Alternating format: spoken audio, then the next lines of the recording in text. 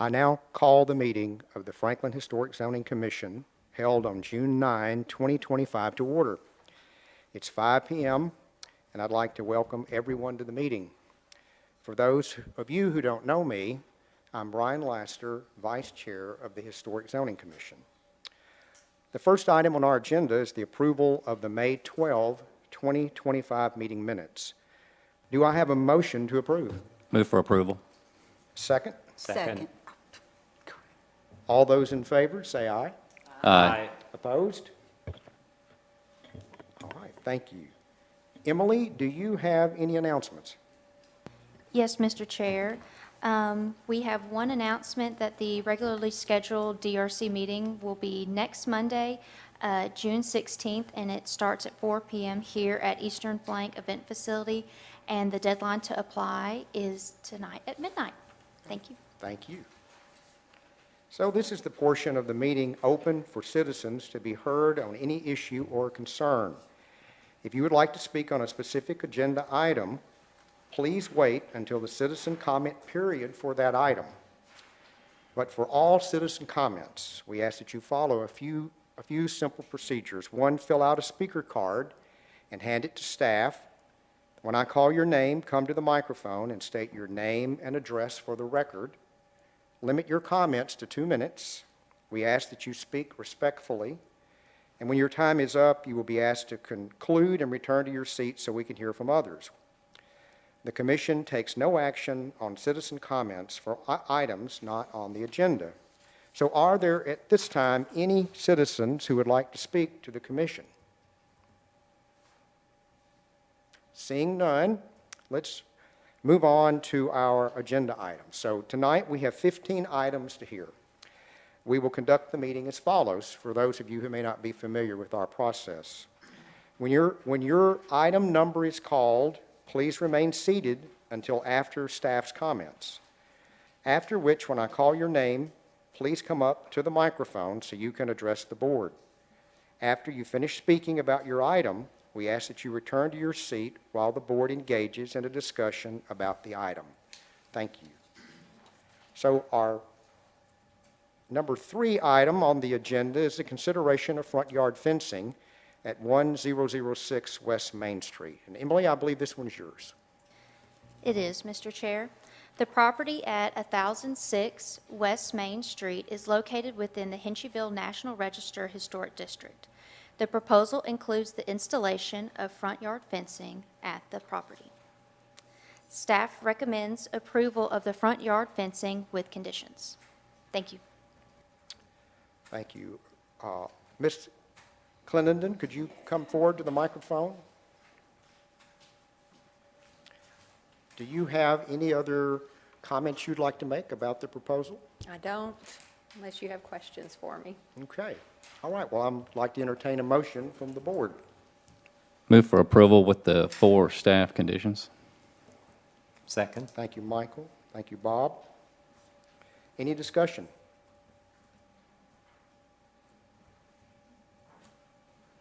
All right. So hearing none, all those in favor of the motion as stated, please say aye. Aye. All those opposed? All right. Thank you, The- neighbors. I appreciate the it. I ayes want to carry. say quickly, these ladies, your staff has been wonderful. They've helped me a lot because technology isn't my strong suit. So these ladies have been wonderful. Good to Thank hear. y'all. Thank you. Thank you so much. All right, moving on to item number 4, consideration of alterations to the principal structure and fencing at 231 Miles Manor Court. And Elizabeth, I think this is yours. Thank you. The property located at 231 Miles Manor Court is located in the Franklin Road Historic District, and the property is locally known as Jasmine Grove. The applicant is requesting a certificate of appropriateness for the following items: the replacement of the roof in-kind material in a dark bronze color, replacement of gutters and downspouts, window and entrance alterations on the previously approved addition, and installation of fencing in the front yard and rear yard.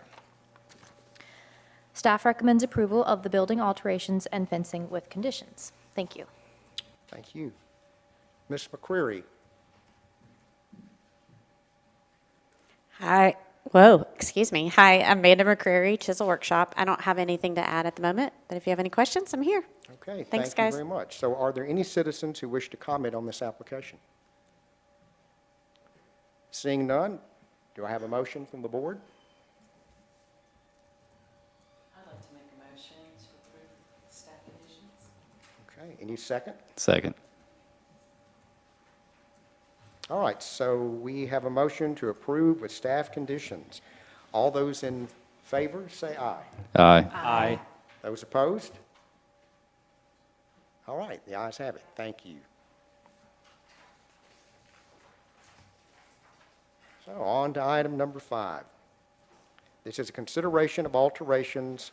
It's a rear dormer at 1841 William Campbell Court. It's Lot 5 at the Magnolia Hall subdivision. And Emily? Thank you, Mr. Chair. The property at 1841 William Campbell Court is located in the Boyd Mill Avenue Local Historic District. The proposal includes the addition of a dormer on the left elevation close to the rear of a building. Staff recommends approval of the addition of a dormer with conditions. Thank you. All right, thank you. Mike Hathaway, is Mike here tonight? Anyone else representing this item? Well, let's move this one till later. And we'll put this at the end of the agenda for now. Moving on to item number 6, consideration of rooftop screening and refuse screening at 127 2nd Avenue North. Emily, I think this one's yours. It is. So the building that is located at 127 2nd Avenue North is located within the downtown Franklin National Register Historic District.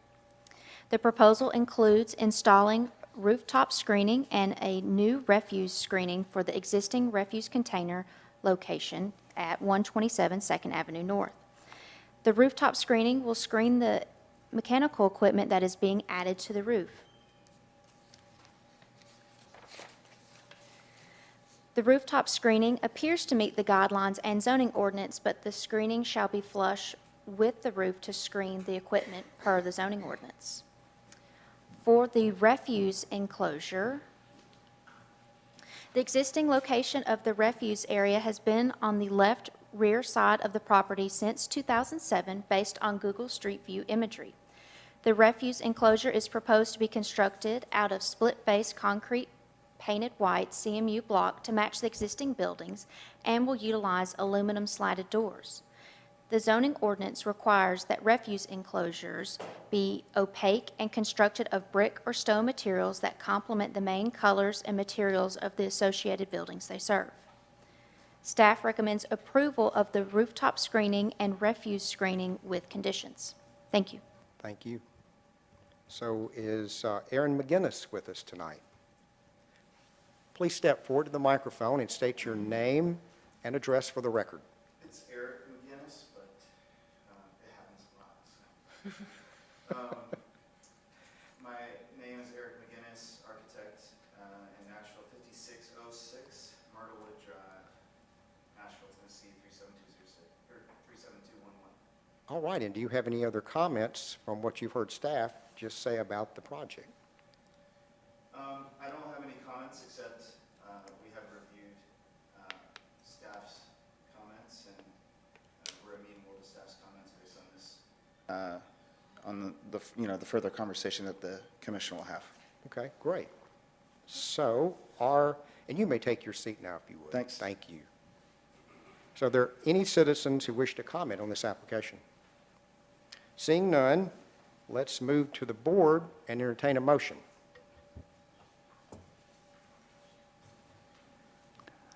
Move for approval with the 4 staff conditions and the 3 project considerations. Do I have a second? I would second with, I have a comment. Okay, so since we have a motion and a second, we're in discussion, so go ahead. I was wondering if the applicant would have any problem with painting the enclosure to match the metal doors so that it wasn't it kind of faded into the landscape more. Mr. McGinnis, would you like to return to the mic? The applicant has no issue painting the enclosure, really any color, as long as it satisfies the requirement. I think we all want it to disappear as much Yeah. as we can. Yep. Well, I would just Thank you. say for the color to come back to staff, but the intent of the amendment would be to make it more of a tertiary background color. So is this an amendment to the motion? Uh-huh. So an amendment to the motion to paint could you restate that? To approve the project with the one exception, to paint the enclosure to match the sliding dark doors. And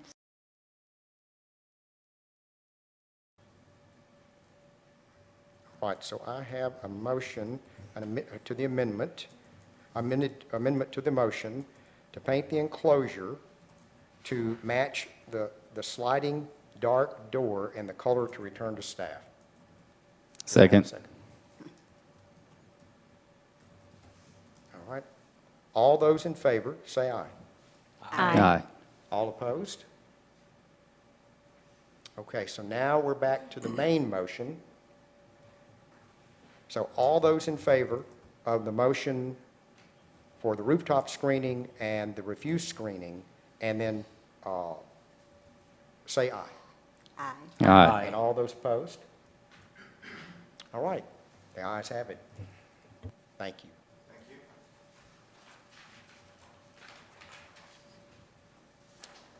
Now we're moving on to item number 7.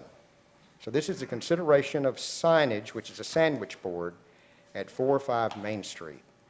Emily? All good. So the property located at 405 Main Street is located in the downtown Franklin Historic District. And a sandwich board sign was approved for the tenant retail space in 2021 with the condition that sign panels must utilize a dark background with lighter lettering. This proposal includes a series of sandwich board sign panels that feature a variety of designs to fit into the approved sign frame. The panels feature an array of vibrant colors, background and lettering colorways, and the poster material sign panel. The guidelines recommend the following, that the sign should be a finished wood or metal with matte background finishes rather than reflective or shiny background finishes, be at maximum of 3 colors with a darker background color than the lettering color, and to use muted colors that complement the facade, although vibrant colors may be considered as an accent. The proposed sign panels do not meet the recommendations of the guidelines, as the sign panel material is not a finished metal or wood, and the design features more than 3 colors, and a lighter background color is utilized with darker lettering in places. Staff recommends denial of the sandwich board sign panels based on the following guidelines: that the material should consist of a finished wood or metal with a matte background finish, be at maximum 3 colors with a darker background color rather than lettering color, and to use muted colors that complement the facade with vibrant colors considered as an accent. And there are conditions if the commission wishes to approve the application. Thank you. Thank you. So do we have Deborah Murray with us tonight? Ms. Murray, could you come to the microphone and state your name and address for the record? I will. My name is actually Melissa Wooten. The Murrays sold the store about 4 years ago, so I'm now the manager of the store. And my home address is 201 Harris Court, Franklin, 37064.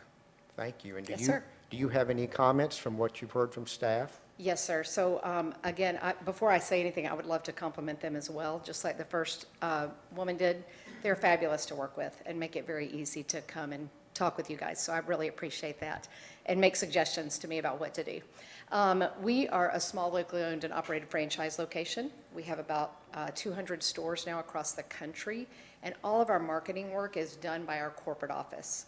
So I cannot adjust what we have out, which makes it very difficult for us. We've been a part of Downtown Franklin now for 10 years. We feel like we're a great supporter of the community, and we just would love to have, if at all possible, an exception to the rule for us, because our sign really does draw crowds in for us and allows us to continue our business in downtown Franklin. Thank you. Yes, sir. And thank you very You much. need me to say? I'm sorry. Please, you can sit down if you'd Okay, like. okay. If you'd Yeah, like, thank you. Thank you. Are there any citizens who'd wish to make a comment on this item? Seeing none, let's go to the board for a motion on the item.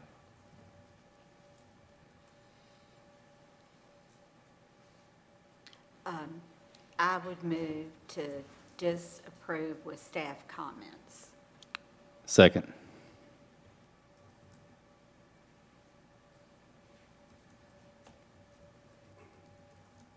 Okay, any discussion?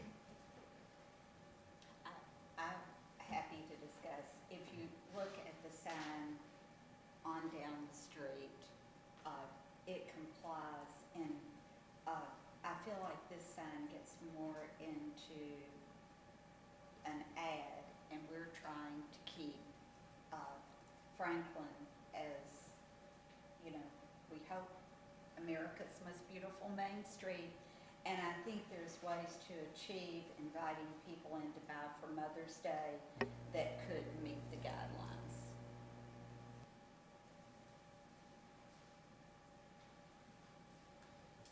Everyone ready to vote? Okay, all in favor of the motion to deny, please say aye. Aye. All those opposed? The ayes have it. Thank you. All right, on to item number 8, which is the consideration of signage, another sandwich board, at 335 Main Street. So is this Elizabeth or Emily this time? Elizabeth. Okay, great. So the property located at 335 Main Street is located in the downtown Franklin Historic District, and this proposal is for a sandwich board sign. The sandwich board sign utilizes a wood frame, an unknown material for the sign panel, darker lettering on a lighter background, and more than 3 colors. The guidelines recommend the following. Signs may have at maximum 6 square feet per side, a maximum height of 4 feet to the top of the sign area, consist of a finished wood or metal material with matte background finishes, be at maximum 3 colors with a darker background color than lettering color, and use muted colors that complement the facade with accents as vibrant colors may be accents. The proposed sandwich board sign panels do not meet the recommendations of the guidelines for materials and colors. Staff recommends denial of the sandwich board sign based on the following guidelines: to utilize finished wood or metal for the material with matte background finishes rather than reflective or shiny finishes, be at maximum 3 colors with a darker background color than lettering color, and to use muted colors that complement the facade with vibrant colors considered as accents. Thank you. All right, thank you. So do we have Paige Denny with us today? Is that right? Denny? Yes. And could you state your name and address for the record? Yeah, I'm Paige Deneni, and then I'm from the Anthropology Franklin store at 335 Main Street, Franklin, Tennessee, and I'm the store manager there. And would you like to make any comments on what you've heard from staff? Yeah, we've been in the community as well for 10 years, and we've used this sandwich board for at least the last 5. Oftentimes it is seasonal, so that is the Mother's Day sign. It reflects our product that we have in the store, so it brings in customers. It's two-sided, so usually it's tasteful marketing. Again, it's through our corporate office, so it's being sent to us from corporate, and we are using that. But then we also use it for sales. So anytime we have like a percentage off, and there's plenty of people who say they stop when they see the sign. So I think it is a big part of our business as well. It's a big motivator for people to come into the store. So we'd love approval on that condition. All right, well, thank you very much. So are there any citizens who wish to comment on the application? Seeing none, I'd like to entertain a motion to the application from the board.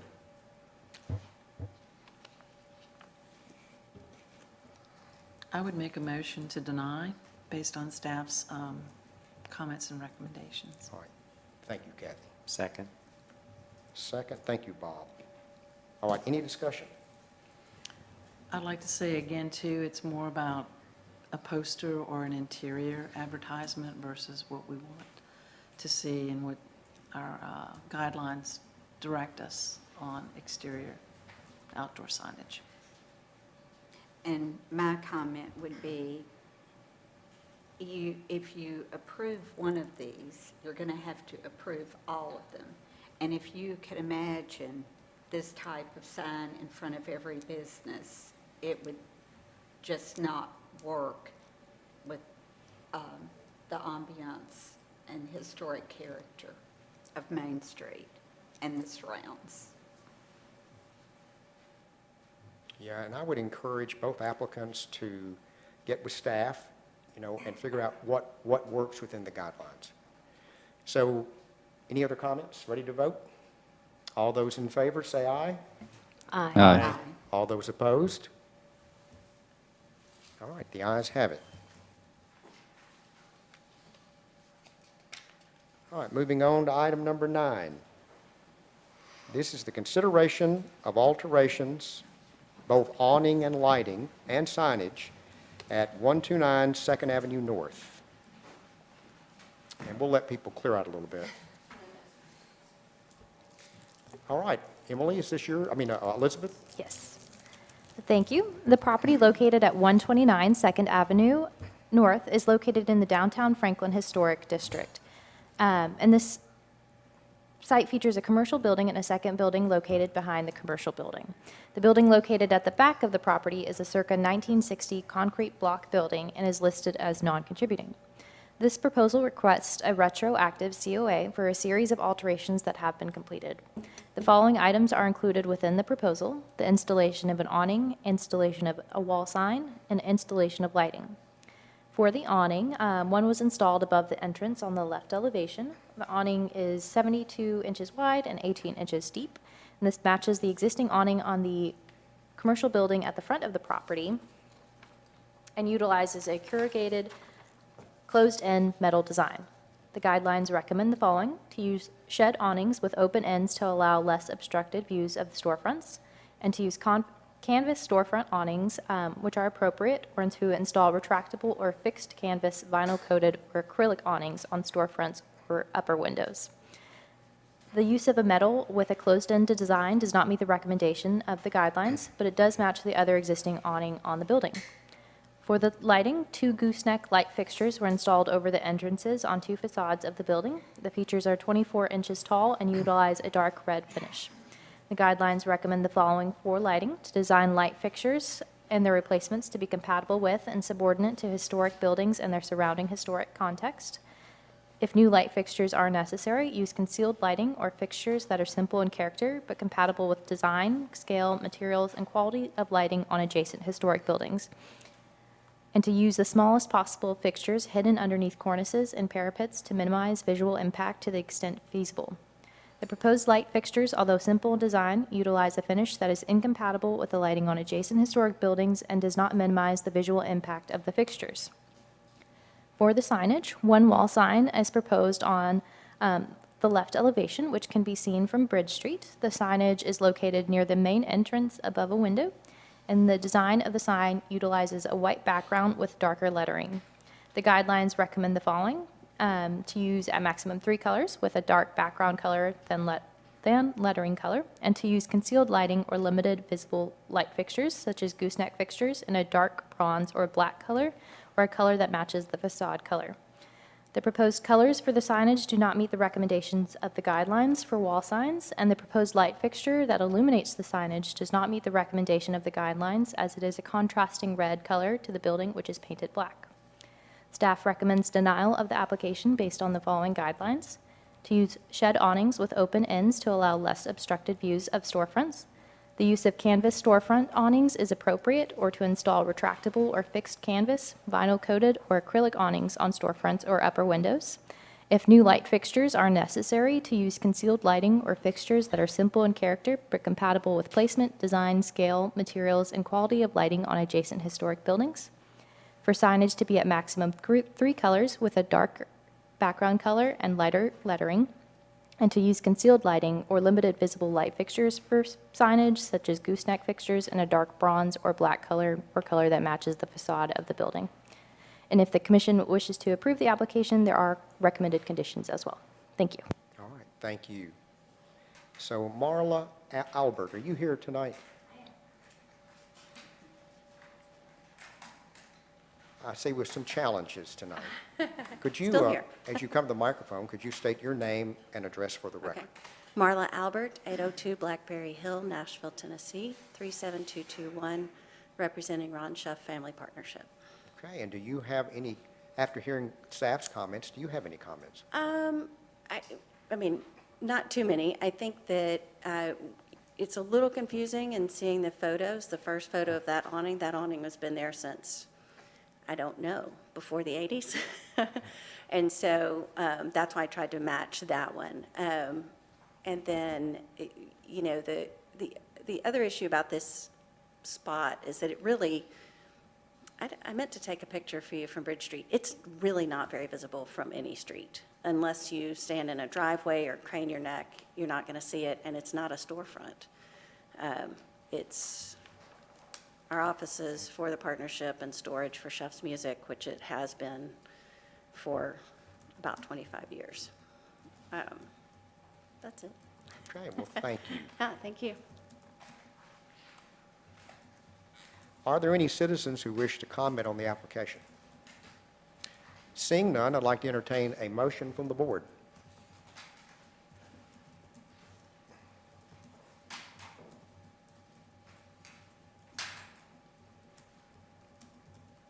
And should we take this in segments, or? That's what I was going to suggest. Okay. If All right, you're well, okay why don't with we- that, do the awnings. Why don't we do the maybe. awning first? And So do I have a motion on that? yes, I would move to approve the awning as submitted. And the reason would be that there were historic awnings of this configuration on this building. And for this period, that is, in my mind, an appropriate awning. And that would be the reason I would go against the guidelines. Do I have a second? Second. Thank you, Michael. All right, discussion. I just agree. I mean, we wouldn't want them to remove the somewhat historic awning to replace it with one that complies. So matching what's there makes sense for this situation. Are the images that we're looking at, what they're proposing or existing? What's the new? This is a retro COA, so it exists currently. Okay, this is what's already there It was to done- be approved. Yes, to be approved. Understood. And Kathy, did you have a comment? I mostly just wanted to clarify the two, like how much do they match? Are they identical? So the one on the screen is the one that is existing on the building at the front of the property. They're pretty close in design and of the scallop detailing and the corrugated metal. And that's the, This is the one, this is the new, well, no, this is the one that's on the front building right. still. And this they're is, both the same material, looks like yes. galvanized, corrugated metal, Just different colors, correct? and one's white. One is painted and one is not. And I noticed in our guidelines, it actually says that open ends, the reason it asks for the open ends is to allow less obstructed views of storefronts. And I don't really think we have much of a storefront to obscure here. So I agree. I think it's appropriate to have this style awning in that place. So are we ready to vote? All those in favor, say aye. Aye. All those opposed? So the ayes have it on the awning. So next, why don't we go to let's take the lighting and signage together. I think we could do that. So this is the alteration for a pre-existing condition without a COA of lighting and signage at 129 Second Avenue North. Would anyone like to make a motion? I'd like to make a motion to deny with staff's comments.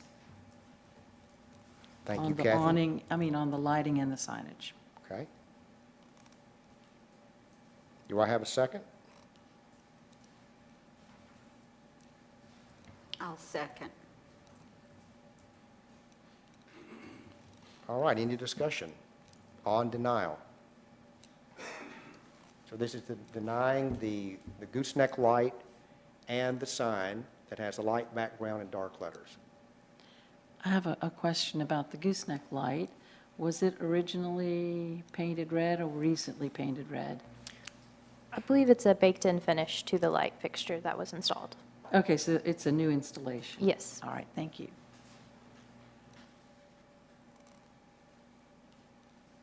All right, are we ready to vote? All those in favor of denying the lighting and the signage at 129 Second Avenue North, say aye. Aye. Aye. All those opposed, no? Okay, the application for lighting and signage has been denied. Thank you.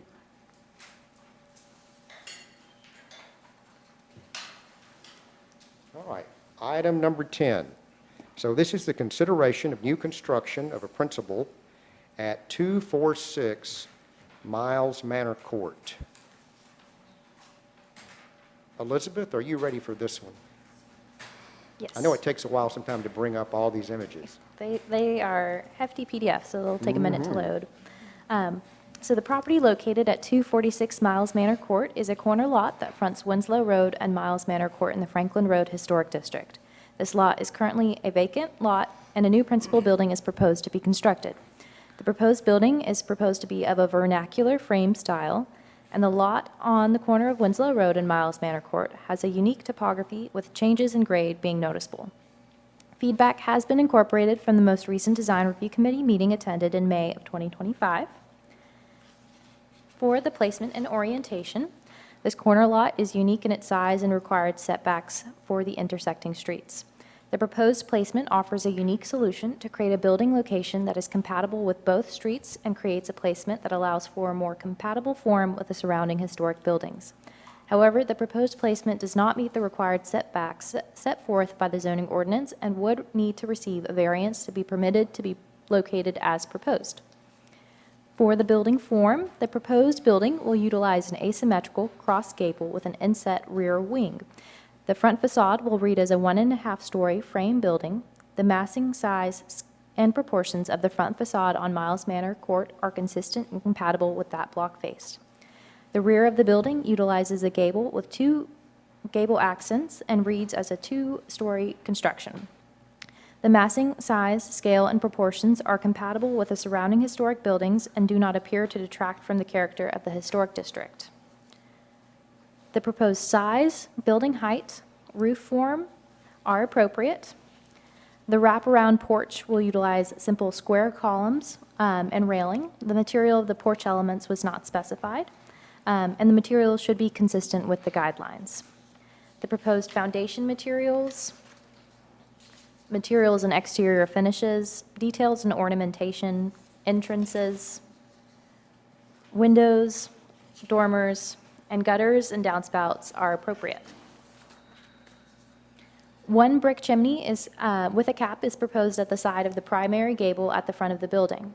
The chimney will utilize a tapered design. And so in an additional rendering that the applicant has supplemented, in these colored renderings, the chimney does appear to be of a stone material, and staff did not review the application with a stone material as the primary material for the chimney. And so if the commission wishes to approve the stone chimney, that will just need to be specified either as a condition of approval or amendment to the motion that will be made. For the retaining wall and wall, one is proposed around the courtyard on the left elevation that fronts Winslow Road. The material will be stone material for the wall, and the total height of it is unknown. However, the wall appears to be appropriate in the context of the district and site. Staff recommends approval of the new principal building construction with conditions. Thank you. Thank you. So Andrew King, are you with us tonight? Please approach the mic and state your name and address for the record. Hello, I'm Andrew King with AK Designs. I'm officer at 205 Powell Place, Brentwood, Tennessee, and I'm here to represent my client for 246 Miles Manor. All right, thank you. And do you have comments after hearing staff comments? Mostly just I think we've liked where it's gotten with many, visits with y'all and directions from you guys. And I think we've addressed the corner, the two front lots, by wrapping the porch, kind of making it more inviting and bringing it down to scale and layering it up. But, All right, well, thank you very much. thanks so much. So are there any citizens who wish to comment on the application? One, We go have had a citizen comment by email, and I'm just going to summarize it. It's from Matt and Stacy Ligon at 1110 Winslow Road, and they've expressed their support for the renderings proposed. But they suggest allowing the height of the right front-facing gable peak to be raised to match the height of the house 2 doors down. So since there are no other comments from the audience, do I have a motion on the floor? I'd like to make a motion to approve with staff's comments, and then also include approval of the stone chimney, which did not come before us in earlier presentations. I'll second that, but I'd like to make a condition that the stone go back to staff, the stone selection. I think that'll have to be an amendment to the motion. Okay. Unless Kathy's all right with it. I'm all right with it. Okay. So approval with staff comments, with stone choice and color, going back to staff, returning to staff for approval.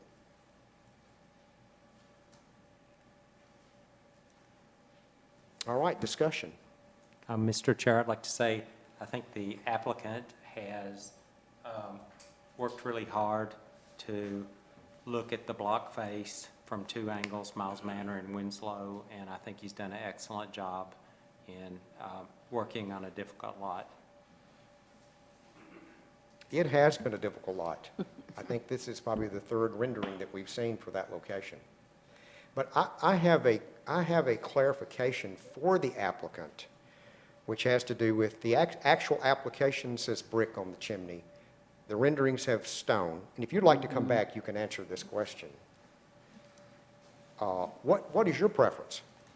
The stone chimney. It is the yes. stone chimney, Yeah. okay. I think it was recommended to us on the last, for the DRC too, so, All right, well, thank you. yeah. I just wanted to make sure. thank you. Well, Mr. Chair, I would have a comment about that. With this style house, I think you would normally see brick. And I think we made that comment on a similar period, different house. So I would really like to see the chimney go back to brick. The other thing, unless it's something I don't know, has the staff reviewed the lighting and the doors? You commented on the windows. The doors were included in the section So about you know, windows and okay. appear to be consistent I with the guidelines. Somehow missed it. And what about the lighting? The lighting appears to be appropriate, a simple lantern lighting. Okay. I probably would want to have staff, have you seen a catalog picture of the lighting? We have not had specifications, so if you'd like to offer an amendment that the light fixtures come back to staff for final That- approval. Yeah, that's what I would say. And I would just say also, everything that I hoped this would get to as far as the form, I think it's been achieved. It's been a journey, and thank you. All right, so But we, I guess I would offer an amendment that the chimney be brick. well, let's get through this Okay. first amendment Okay, first. So okay. I need to see if we can get a second. This is amendment that the lights come back to staff for approval. Second.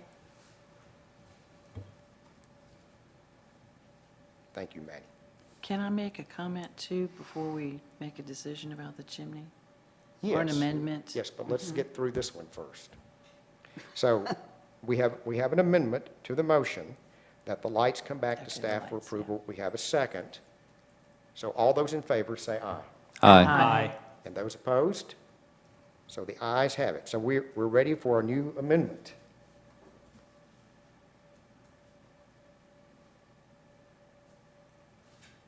Were you wanting to make your amendment about the chimney? I can't. I will make that. that it be approved as, am I right, as submitted with the brick chimney.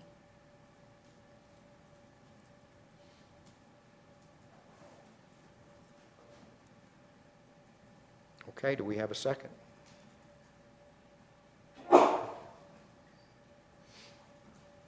All right, the amendment dies for lack of a second. So everyone ready to vote on the main motion? All right, all those in favor of the motion with the amendment that the lights will come back to staff, say aye. Aye. Aye. And all those opposed? No? Okay, the ayes have it. Thank you.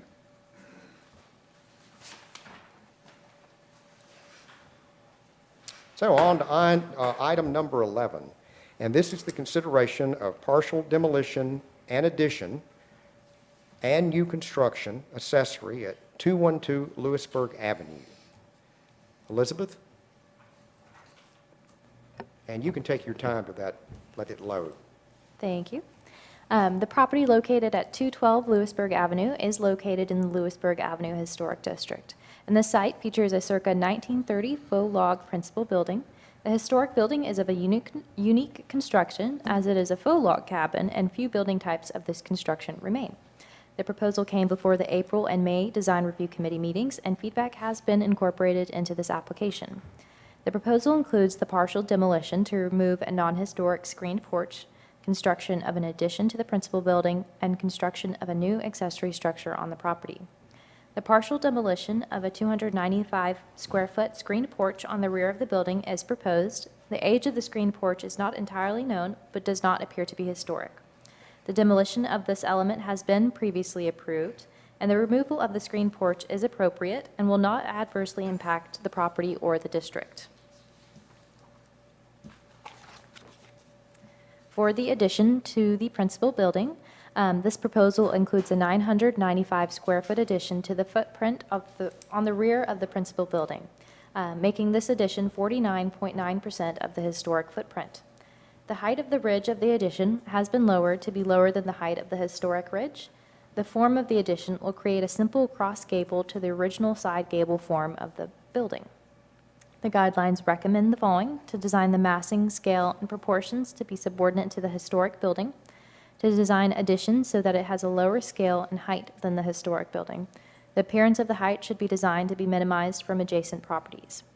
Feedback has been incorporated into the design so that the addition reads more as a 1.5-story addition. However, the height that has been reduced has only been reduced slightly by 4 inches. And this does not read as visually subordinate to the historic building. The rest of the form of the addition is subordinate, however, the height is not. And the structure utilizes methods to ensure that the addition is clearly identifiable but compatible with the historic building.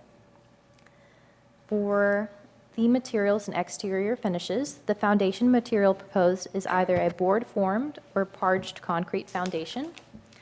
The primary material for the addition will be a cementitious lap siding with a 4-inch reveal. The proposed material for the roof is either an asphalt shingle or cedar shake for the primary form. The existing historic structure utilizes asphalt shingles, and no evidence has been presented that cedar shake is a material that was historically on the structure. The proposed covered porch and screened porch utilize appropriate materials that are compatible with the historic building. The use of board-formed concrete is not typical, but a parge-coated foundation is seen throughout the districts and would be compatible with the stone foundation. The details proposed are in a material that matches the historic building in a similar character and do not overpower the historic building. The use of cedar shake shingle would not be appropriate, and the use of asphalt shingle would be supported. For the entrances and windows, 3 entrances are proposed on the addition. An 8-light French door with transom is proposed on the north elevation, and a single light 8-door with side lights and transom are proposed on the south side elevation. A number of window patterns are proposed, including a 6/6 light window with a double hung appearance, a 6-light casement window, and a 4/4 light window with a double hung appearance. The existing windows on the historic building utilize a 6/6 light pattern. And the guidelines recommend the following: to design doors and doorways to an addition to read as secondary in appearance and detailing to the historic building, to use traditional materials with appearances similar to doors on the historic building. The design of the proposed doors, while simple, utilizes more light patterns than the existing doors, and the entrances feature transoms that do not read as secondary in appearance and detailing to the historic building. For the dormers, 2 shed dormers are proposed on the addition and will be located with obscured visibility. On the shed dormer on the north elevation, a window well is proposed. The pitch of the proposed dormer is 1/12 and 1.5/12. The dormers are set back from the sidewalls and are located slightly below the ridgeline. The guidelines recommend the following: to use a roof dormer instead of wall dormers and design them accordingly, that the dormer roof pitch should be at least 3/12 and be recessed at least 1 foot from the exterior building wall. The dormers, while placed in locations with minimal visibility, do relate to the windows, and the windows in the dormers proposed relate to what is found on the existing building. The dormer on the north elevation does not appear to be set back from the exterior wall below the dormer and is not appropriate. Chimneys. 1 chimney is proposed on the rear of the addition. The chimney is proposed to be clad in stone and utilize a chimney cap to match the existing chimney on the building. The proposed chimney is not subordinate in height to the existing chimney, but is subordinate to other historic chimneys in the district, and the guidelines recommend for them to be compatible in materials and detailing, and to be subordinate in massing and height to historic chimneys in the district. For the gutters and downspouts, a half-round gutter and downspout is proposed, and the style is appropriate for the age of the building. We'll move on to the proposed accessory structure. The proposal includes the construction of a 1.5-story accessory structure with a footprint of 696 square feet. The structure will be located behind the rear plane of the principal building and will be oriented in a manner that is close to being parallel with the front of the building. The guidelines recommend the following for placement and orientation: to orient an accessory structure front facade to be parallel with the principal building front facade and place them in traditional locations in line with other visible accessory structures in the district. The proposed structure appears to be subordinate to the existing historic building in size, massing, and height, and the placement is appropriate. The orientation, while slightly skewed from being parallel to the front of the building, is similar to that of other nearby structures and is appropriate. For the materials, exterior finishes, roofs, foundations, gutters, downspouts, and details and ornamentation, the building will be clad in a cementitious lap siding with a 4-inch reveal, and the proposed materials of the roof are either an asphalt shingle or cedar shake for the primary form, and the proposed foundation material is either board-formed or parged concrete foundation. And the guidelines recommend to use asphalt shingles, fiberglass shingles, 5E metal, or standing seam metal roof materials, and to use materials for foundations that are similar in character to nearby historic buildings for foundations such as brick, stone, concrete, or painted or parged concrete blocks. The use of cedar shake on the addition and the accessory structure would not be appropriate, as it does not relate to the asphalt material on the historic principal building, and the use of asphalt shingles is appropriate to match the principal building. The use of a parged coated concrete is appropriate for the foundation of an accessory structure as well. The proposed entrances, windows, and dormers are appropriate and are simple and seen elsewhere in the district. Material specifications for the entrances and windows must be provided to staff to ensure they align with the guidelines prior to building permit approval. Staff recommends approval of the partial demolition of the non-historic screen porch and the construction of a new accessory structure with conditions. And staff recommends denial of the addition to the principal building based on the following guidelines: to use roof dormers with a pitch of at least 3/12 and be recessed at least 1 foot from the exterior building wall. Design doors and doorways on an addition to read as secondary in appearance and detailing to the historic building, and to design the addition so that it is a lower scale and height than the historic building. The appearance of height should be designed to be minimized from adjacent properties.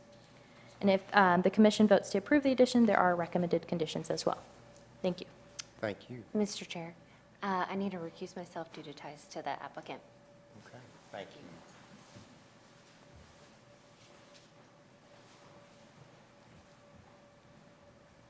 So, Don, could you come to the microphone and state your name and address for the record?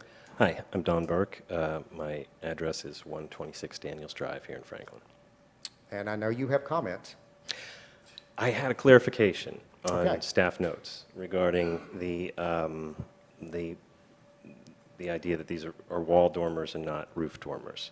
I think there might be a misunderstanding on elevation A5 about where those dormers are placed on the roof.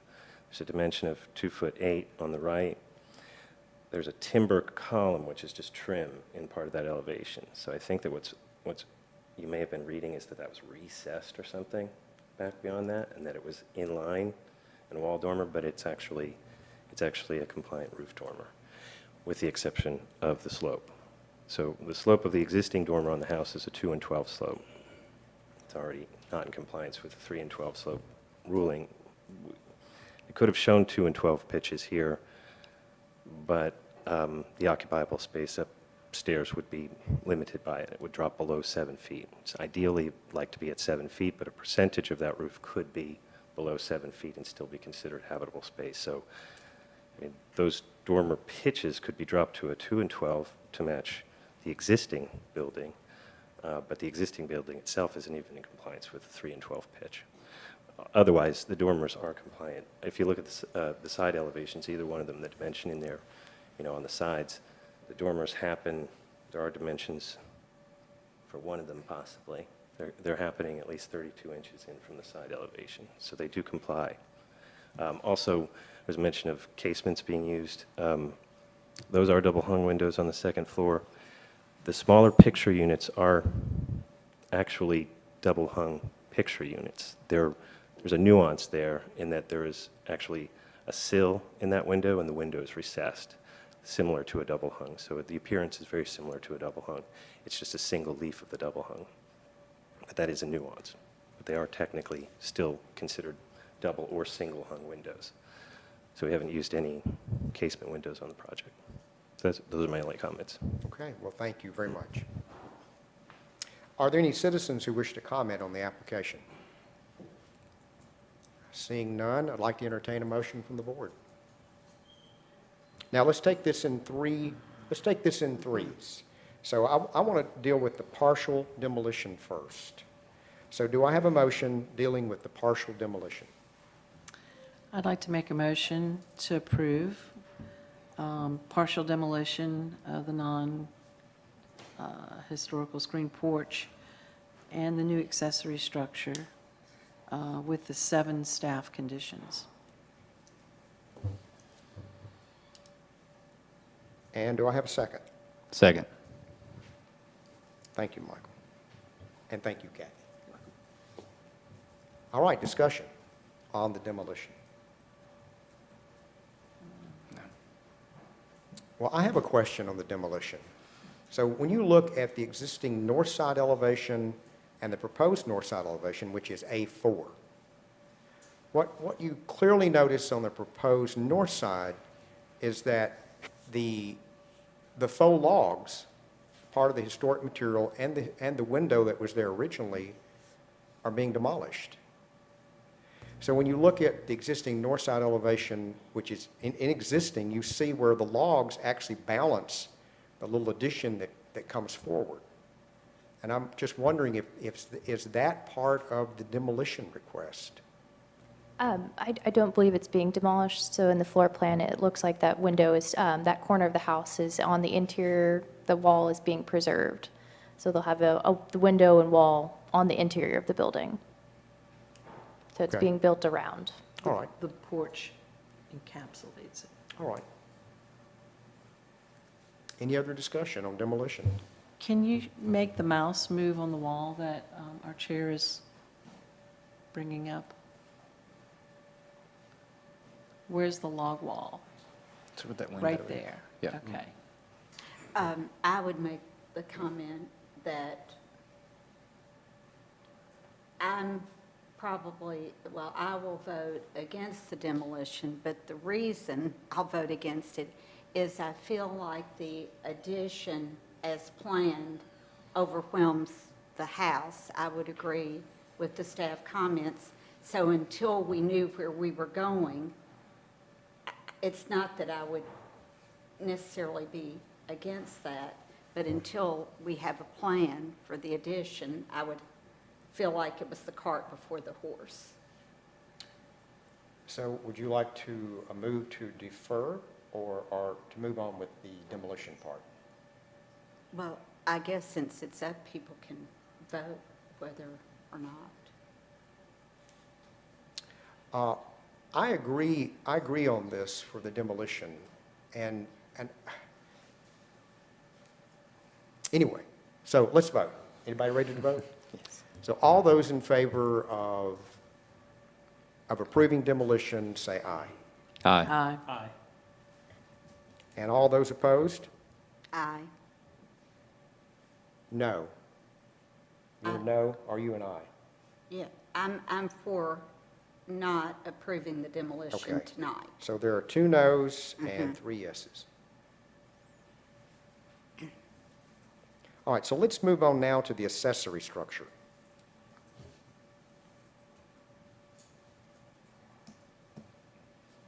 So do I have a motion for the accessory structure?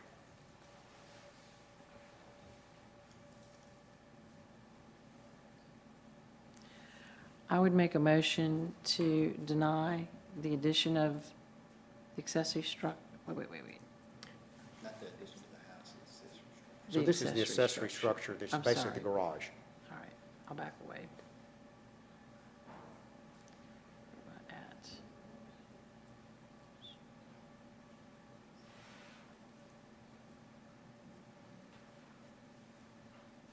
This is the 600 square foot thing. And it's currently on the screen.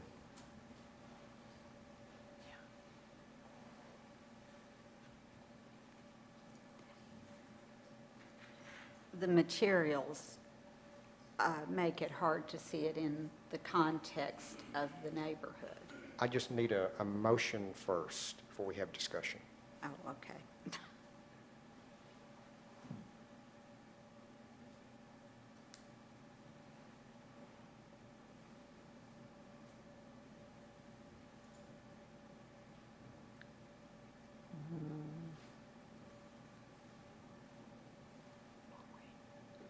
Move for approval of the accessory structure with any staff comments. Thank you, Michael. Do I have a second? Second. Thank you, Bob. All right, now we can have discussion. Okay. Is there any way to show, or have I overlooked something to see it in the context of the neighborhood? A rendering wasn't submitted with it superimposed, but it is set back on I think on this plan set, if you go to the images, the first page, you can see it'll be set back at the Yeah. rear plane of the building, and then if Okay. you'll scroll to the side there.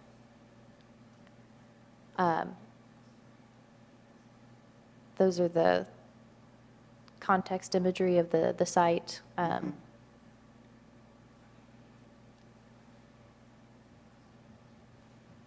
It is tucked back into that corner In of the the property. corner, I right? don't know if you'll even see it from Lewisburg.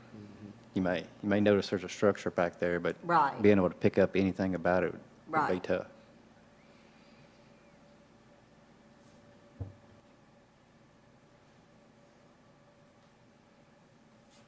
And the size seems appropriate to me for the property and the location and the style of the house.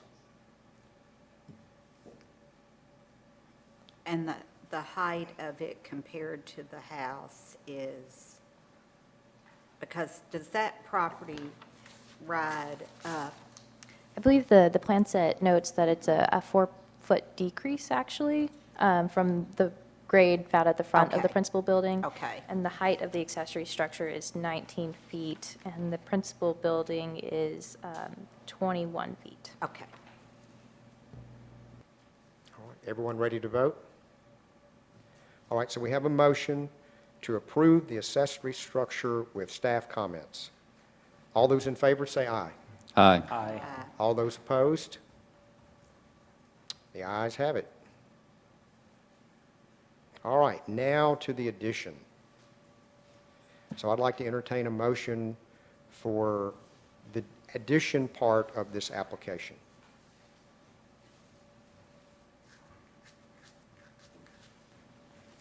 I make a motion to deny the addition based on staff's comments. Thank you, Kathy. Do I have a second? Second. Thank you, Mary. Any discussion? I believe this was one where Mr. Burke mentioned that the dormers were truly roof dormers and not wall dormers. Can we qualify that somehow? Or remove that from this portion of it?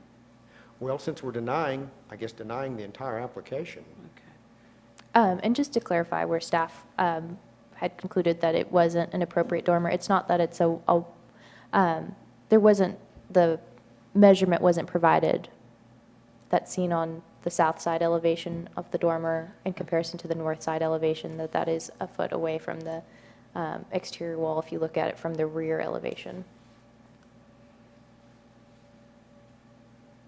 So you can see that it's clearly identified on the south side elevation, but it isn't marked on that north side elevation, and that's where staff has made that condition. but I agree with Kathy and Mary, there are still a lot of details that are still to be worked out. Well, my feedback would be that our guidelines seek to make a building look like change over time, and this addition looks knitted together, and the original form of the house has disappeared in achieving the addition. I think there's a way to do it. I just don't think it's there, Okay. if you look at the massing and scale. Are we ready to vote? All those in favor of denying the addition, say aye. Aye. And those opposed? The ayes have it. Thank you. And we'd like to invite Don back to DRC, and tonight is midnight's the deadline for that, for next month. So Or is it for Monday? it's for the Monday, the 16th. So if the applicant wishes to attend design review committee, if they'll just email with the staff with the intent to be on the agenda by midnight tonight, that we'll communicate with you. All right, thank you. Thank you.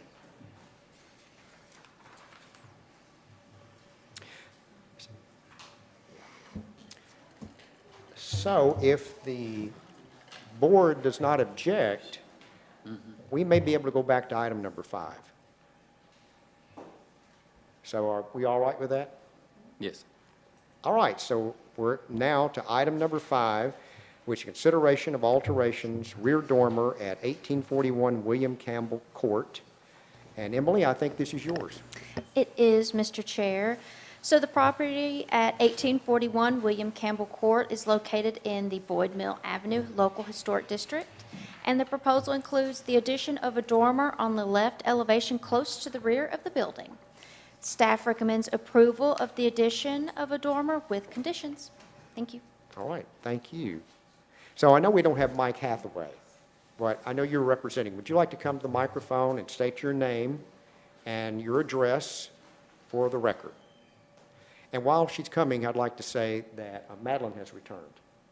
I'm back. Jennifer Lombard, 906 Studio, 499 Amber Drive in Mount Juliet. And Jennifer, do you have any comments, additional comments from what staff has said? No, I think we just realized during a framing walk a couple weeks ago that there was just very little light in that attic space, that expansion space at the back above the garage, and so wanted to see if it would be possible in this location to add a dormer in there to get a little more light and ventilation. It's not a super visible spot on the lot since it's so far back, so appreciate y'all's support of that request. All right, excellent. Thank you very much. And thank you for circling back. This was a late addition to my calendar. All right, are there any citizens who wish to comment on the application? Seeing none, I'd entertain a motion from the board. I move to approve with staff conditions. Thank you, Bob. I'll second. Thank you, Madeline.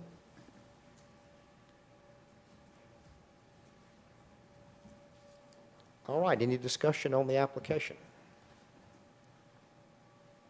Ready to vote? All in favor, say aye. Aye. And those opposed? All right, the ayes have it. Thank you.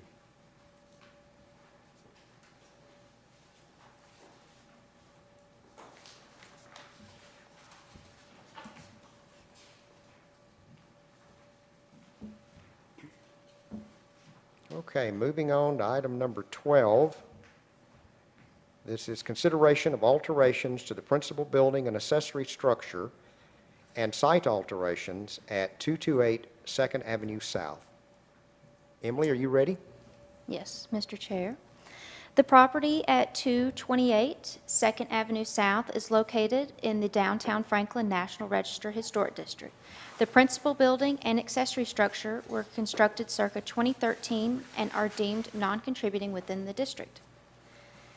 The proposal includes a series of work on the site that includes adding a ramp to the rear right side of the principal building and replacing the existing covered stoop to accommodate this alteration, replacing the handrail at the rear of the building, removing part of the fencing, replacing the garage doors on the accessory structure, adding a door on the right elevation of the accessory structure with a covered stoop, adding 3 windows on the rear elevation of the accessory structure, and finally adding additional hardscaping around the accessory structure and to the rear of the principal building from the new ramp to the existing building.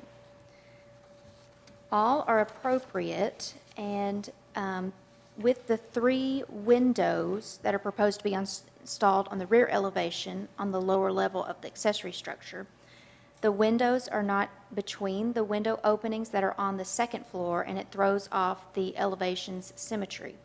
The guidelines recommend designing new windows and new window openings to be compatible with the surrounding historic buildings and maintaining a traditional solid-to-void ratio on building walls that is similar to those seen on the historic buildings in the district. New windows should be shifted on the lower level to be in between the existing top-floor windows. Staff recommends approval of the principal building alterations, accessory structure alterations, and site alterations with conditions. Thank you. Thank you, Emily. So Kate Reynolds, would you please come to the microphone and state your name and your address for the record? Hi, Kate Reynolds with TKC Architecture.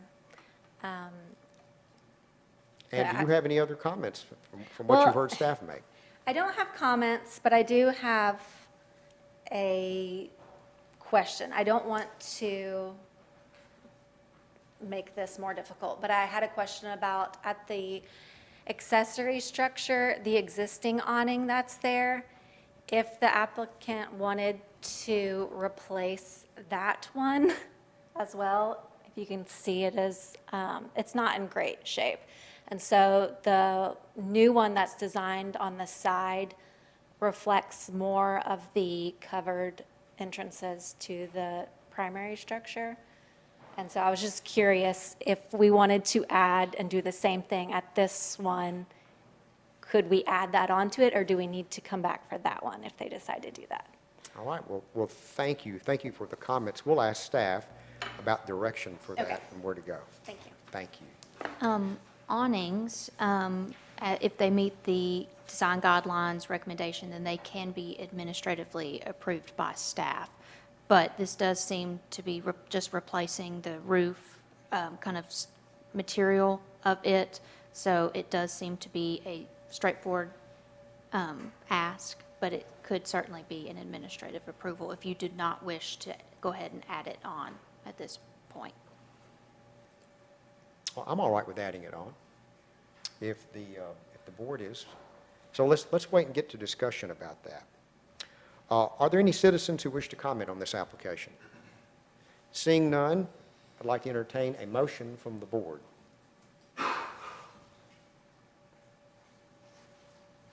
I would move to approve with staff comments.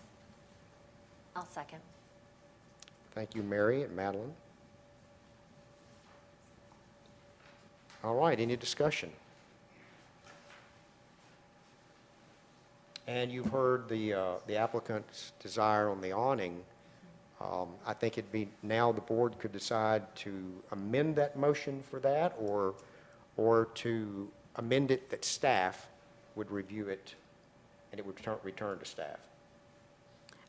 I would make the motion for staff to review it, since we really don't have the details.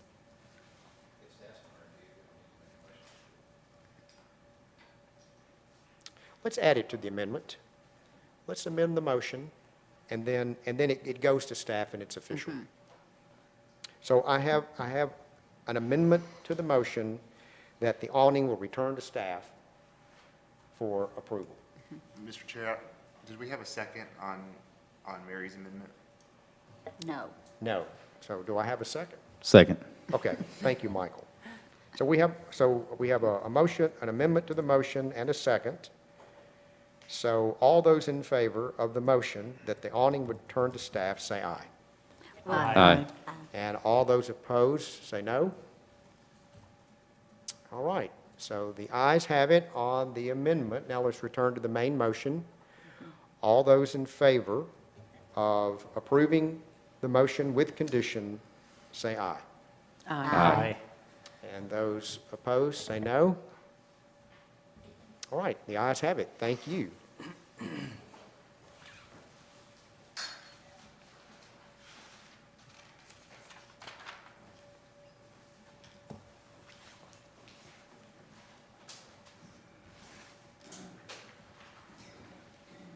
All right, so our next item is item number 13, and that's going to be the consideration of building alterations at 230 Franklin Road, Building 13 at the factory.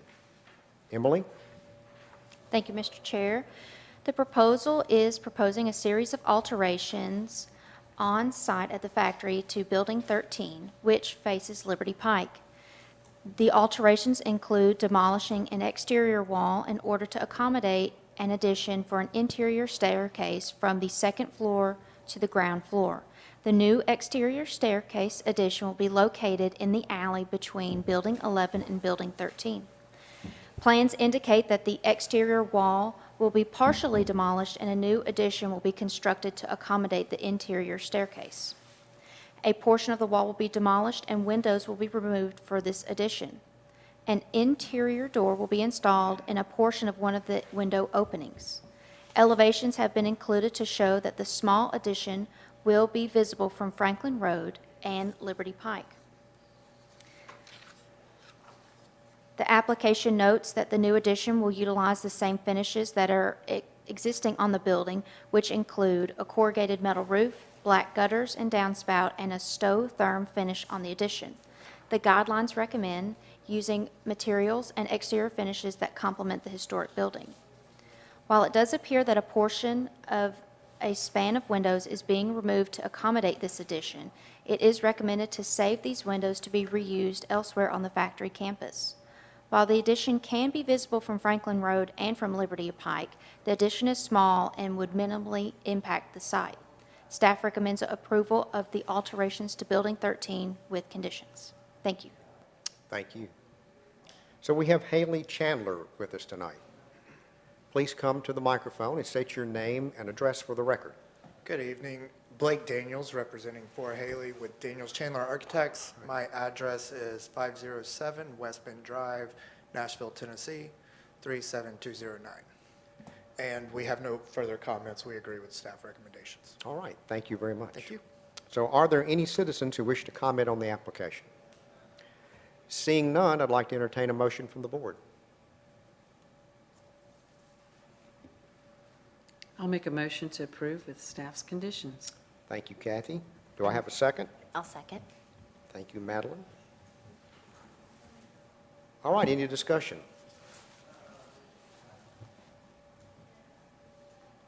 So we have a motion to approve the alterations at 230 Franklin Road, Building 13.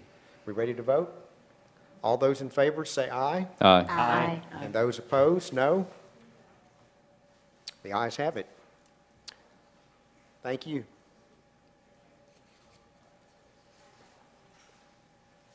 All right, so we're moving right along tonight. Item number 14.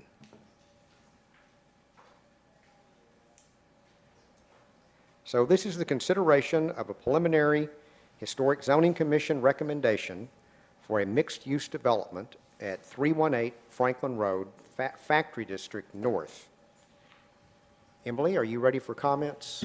Yes, Mr. Chair. The Historic Zoning Commission provides a preliminary recommendation at an early stage in the review process for development plans. These recommendations are then provided to the Planning Commission and the Board of Mayor and Aldermen. The Historic Zoning Commission reviews the proposals in light of the guidelines for consistency with the historic district and potential impact to historic resources within the district. Considerations include building locations, the rhythm of buildings along streetscapes, setbacks, building types and their height, massing, and scale. Locations of proposed parking, drive aisles, and landscape and hardscape features are also reviewed. The development is proposed at 318 Franklin Road. The property at 318 Franklin Road has been extensively researched, and a cultural resources report has been included within the application. The project site is on the east side of Franklin Road, which is adjacent to industrial and small-scale residential principal buildings located on Morningside Drive on the south, a railroad corridor on the east, and a church to the north. The design guidelines describe the Franklin Road Historic District's key characteristics as residential and/or agricultural buildings from the 19th and 20th centuries, a variety of architectural styles, a mix of single-family residential, rural, and industrial character at various locations throughout the corridor, and a mix of 1- and 2-story buildings. Furthermore, the design goals and policies that are recommended within the Franklin Road Historic District include preserving historic buildings and accessory structures as well as mid-century styles, limiting building height to 1 or 2 stories, maintaining the open rural landscape in areas around Harlansdale Farm, maintaining the established rhythm and spacing of buildings relative to the established context of the immediate area, and designing any changes within the district to reflect and maintain the key characteristics of the established context. For the proposed development, there are 3 large commercial mixed-use buildings that are proposed on the site. Development located behind the hill on the site is supported by Envision Franklin and could include single-family residential, duplexes, townhouses, multiplexes, small-scale multifamily, and accessory dwellings. As for the placement and orientation of the development, the proposed buildings will mostly be situated behind the hill, and only a small portion of the new development could be seen from Franklin Road when viewing the video flyover when it is moving from Matt Catcher headed toward the intersection of Franklin Road and Liberty Pike. Placing the buildings behind the hill helps preserve the rural viewshed and the open space along the historic roadway within the Franklin Road Historic District. The height of the proposed buildings range from 25 feet 6 inches to 54 feet 10 inches. The guidelines recommend that one should design the height of new buildings to be consistent with the height of historic commercial buildings in the district, which should not exceed 2 to 3 stories or be taller than any commercial buildings on Main Street. Additionally, one should transition the height of new buildings to be within 10% of the height of any adjacent historic building through the use of building stepbacks of 20 feet from the stories below, dividing the building into smaller parts to reduce effective visual bulk. While the proposal includes 2- and 3-story buildings in accordance with the commercial building guidelines, the transition of heights between new buildings and historic buildings is not known because the height of the circa 1968 buildings located on Morningside Drive were not included as a part of this application, but they are 1-story buildings with modest heights. The application shows that the portion of the proposed building with a height of 25 feet 6 inches will be approximately 33 feet away from the existing buildings on Morningside Drive. The guidelines recommend the following: that new commercial construction in this context should be sensitive to rear adjacent historic residential structures. While additional information is needed to determine if the proposed buildings meet the guidelines recommendation for building form, the proposed form appears to have a massing that is inconsistent with the surrounding buildings. The architectural detailing will be further reviewed as a part of the COA application, and below within the staff report are advisory comments that should be addressed prior to the COA and site plan approval. For the site alterations, while it's the intent that the development entrance drive will skirt around the base of the hill, a retaining wall may be required.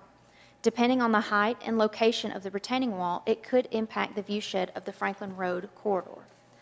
The guidelines recommend that site and setting alterations should be considered as appropriate when they are undertaken in locations that are not visible from public view, do not involve the removal of historic features, do not detract from or overwhelm the context of historic districts.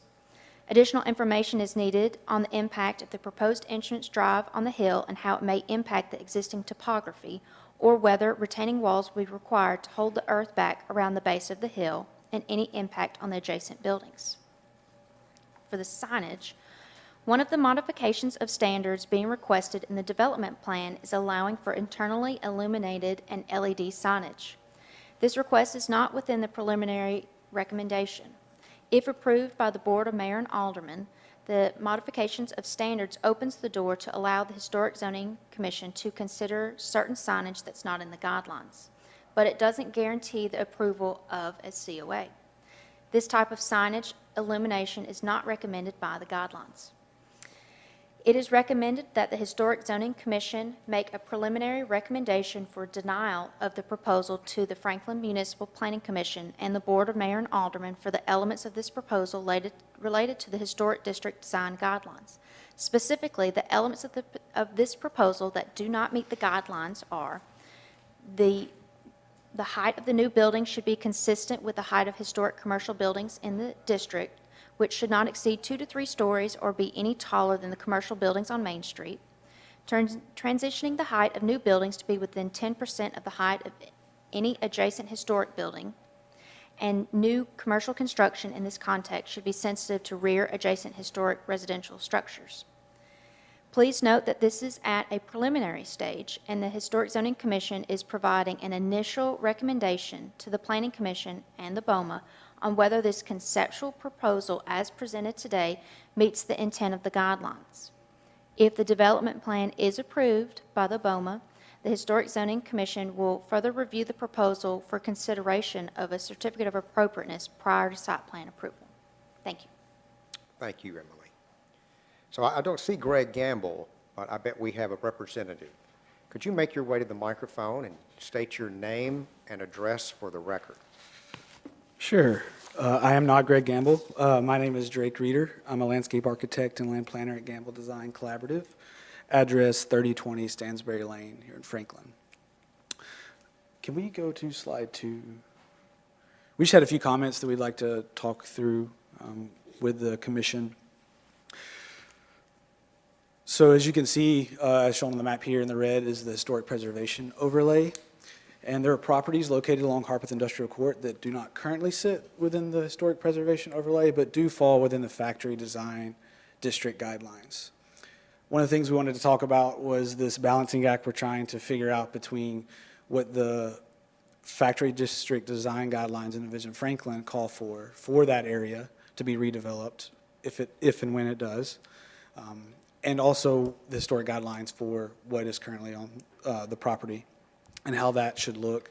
I'll let 906 is also here with me to talk about some of the architecture. They'll talk about some of the inspiration they pulled from both the factory and Jamison Station.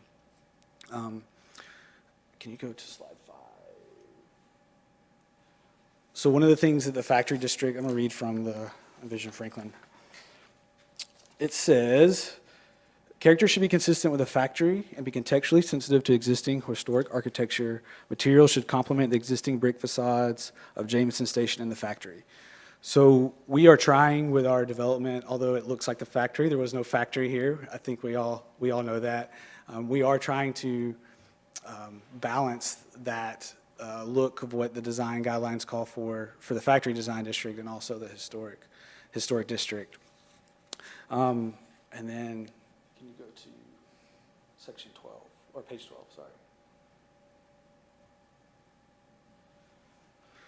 So here you can see, as we're adjacent to Morningside Drive, one of the things I wanted to hit on was also in the factory design district, it talks about the structures along Morningside Drive. I just wanted to read from there as well. The uses say the first two structures along Morningside Drive facing Franklin Road should remain and be preserved, subject to the Historic District guidelines.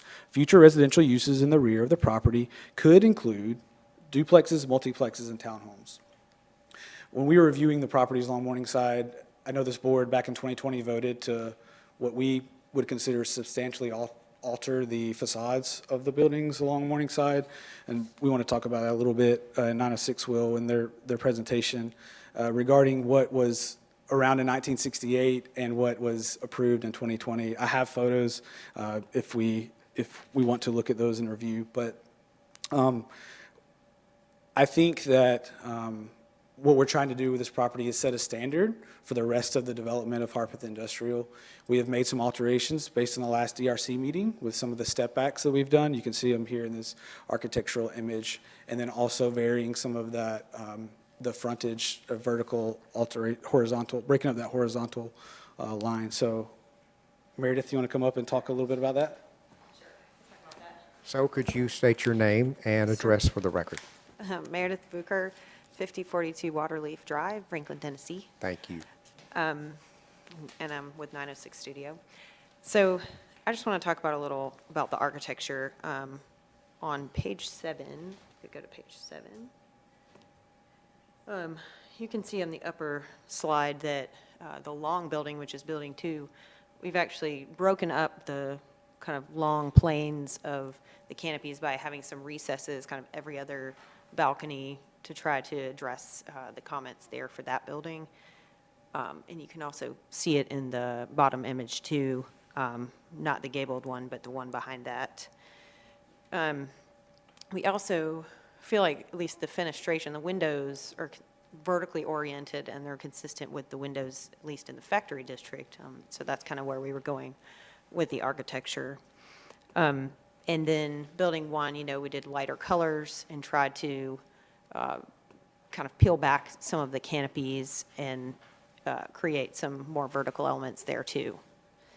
And then if we go to page 12, I think that was the one showing the setbacks, I wanted to just address this. So the portion of the building that's next to Morningside, we've actually, that's one story because that's the retail there that's just taller due to it being retail.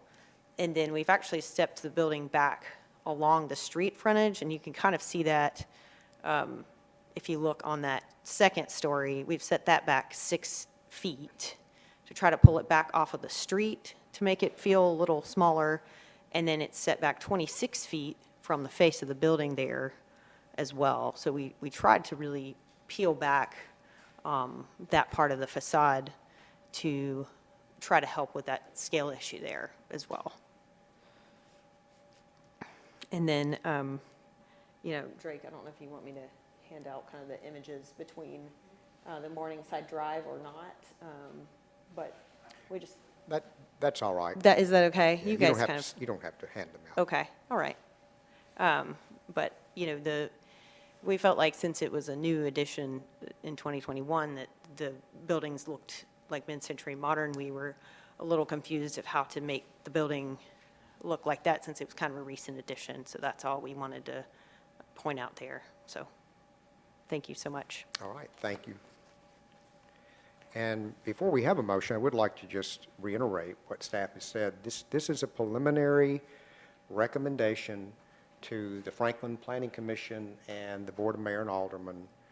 What we'd be doing is saying that we think that this proposal meets the intent of the guidelines, and if we don't think it meets the intent of the guidelines, then we would recommend at this point against a preliminary recommendation for approval. So do I have a motion from the board? I will make a motion. So I need to ask first, are there any citizens who wish to comment on this application? Seeing none, let's entertain a motion. I would like to make a motion to deny this preliminary recommendation. And staff gives us 3 specific comments as to why. Thank you, Kathy. Do I have a second? I'll second. Thank you, Madeline. All right, any discussion? I'd also like to add too, while the site is very forgiving, and that I think we did a site tour, which was extremely helpful. Seeing, the rendering package, it still affords some issues for me with, regarding the massing and the height, and then some of the considerations for the adjacent buildings that are there. And we don't have that information in this packet to further clarify some things. So I think it's off to a good start. Thank you. I think the massing and the scale, and as they said, this is setting the tone for the redevelopment of all that area. And I just don't think it's achieving keeping the character of the area. And it reads much heavier handed to me than the factory. And I agree on this one that the stakes are higher. There's a lot of things to consider. Also, when I look at image on page 12, which actually shows the Morningside, ranch-style house, I mean, it is right on the development. And there needs to be a larger buffer between those properties and what's being proposed. So, are we ready to vote? So the motion is to deny a preliminary recommendation to the Franklin Municipal Planning Commission and to the BOMA. All those in favor of denial say aye. Aye. And all those opposed say no. So the ayes have it. Thank you.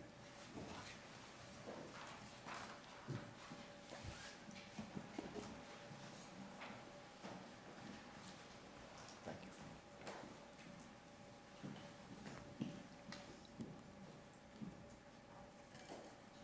All right, moving right along to item 15.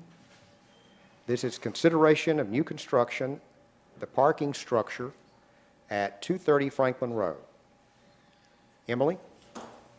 Thank you, Mr. Chair. The development is proposed at 230 Franklin Road at the factory at Franklin. The project was submitted and deferred at the May Historic Zoning Commission meeting, and then it came before the May DRC meeting. This part of the proposal includes constructing a new parking structure between the existing buildings numbered 3 and 5 on the factory's campus. This new building will face the Harpeth Industrial Court buildings. The placement and orientation, building form, and height are appropriate within the guidelines. For the materials and exterior finishes, within the application, there are 2 options proposed for the main material construction of the building. Both options will be composed of a brick in the color English Pub. However, the option lies in choosing between a traditional brick and thin-set brick panel construction. Both options will utilize the common bond brick pattern, which features stretcher courses with a header course every 6th row. Additionally, both construction options will utilize 16-inch vertical and horizontal banding. Feedback from several DRC meetings supported the use of traditional brick over the brick panels, although there has been some indifference and support for the panels as well. The metal paneling on the building will be the same material that is utilized on Building 2, but it will be a slate gray color to mimic the silver corrugated roofing material that is utilized on several buildings on the campus. The guidelines recommend that one should use brick or masonry materials that are compatible in size, profile, and detailing with historic materials. The use of a traditional brick meets the guidelines as that is what is seen historically on the factory campus. Additionally, the adjacent buildings around the proposed new structure are traditionally built, and it may be possible to tell the difference between the construction methods of the brick paneling if were to be used in comparison to the traditional brick construction. For the proposed metal roofing, it is unclear how well the metal will complement and blend with the historic metal roofing material that is seen on the campus. A sample of this material has not been provided to staff to determine if these materials would meet the requirements of the guidelines and zoning ordinance. For the roof of the parking structure will be utilized as parking floor. The parapets of the parking structure will mostly screen smaller vehicles from the view sheds of Franklin Road. The parapets at this location on the structure, measured from the finished floor, will measure 5 feet 6 inches in height. The elevation facing Franklin Road will have a compact car parking spaces for the purposes of having smaller cars park in these spots to minimize visibility of the cars. In previous DRC meetings, the importance of not seeing vehicles on the top of the building has been discussed. By regulating that compact cars will park on this elevation alleviated this concern at the May DRC meeting, and which is included in the current application. For the details and ornamentation, as proposed, the details and ornamentation of the building are appropriate within the guidelines. The entrances, windows, connector piece and alterations, and lighting are appropriate within the guidelines. Therefore, staff recommends approval of the proposed parking structure with conditions. Thank you. Thank you. So Benton, would you come to the microphone and state your name and address for the record? Benton Smothers, I represent the factory at Franklin, 230 Franklin Road. I was going through the stats. I have been keeping stats, by the way. We have been, before this body, whether in DRC or HCC, every month since last June. So this is a one-year anniversary, basically. And there were 2 before that. And I will say, Mr. Laster, your attendance has been pretty exemplary. You only missed 2. You've missed 2 in 16. This is the 16th meeting. We've been all making a habit of this, haven't we? Yeah. I mean, if nothing else, I would love to approve both the hotel and the garage tonight to give us all a summer break. So, with that said, we've been working with the staff quite a bit on both projects, and happy to say that we're in agreement. We have the recommendation for approval for the garage, which I really appreciate. And the only thing I want to talk about is we are at odds on the materials. Staff said that the thin set does not meet guidelines, and citing this is directly from the guidelines to use brick or masonry materials that are compatible in size, profile, and detailing with historic materials. Compatible does not mean comparable, which would be similar. It does not mean same, which would mean the same. It's compatible. Compatible are 2 different things that can work in harmony, right? I can be compatible with my spouse even though we're very different people. So what we're proposing is something that meets the zoning ordinance. It is brick. We're meeting materials that match or are comparable to what you find on site. The brick matches, the mortar will match.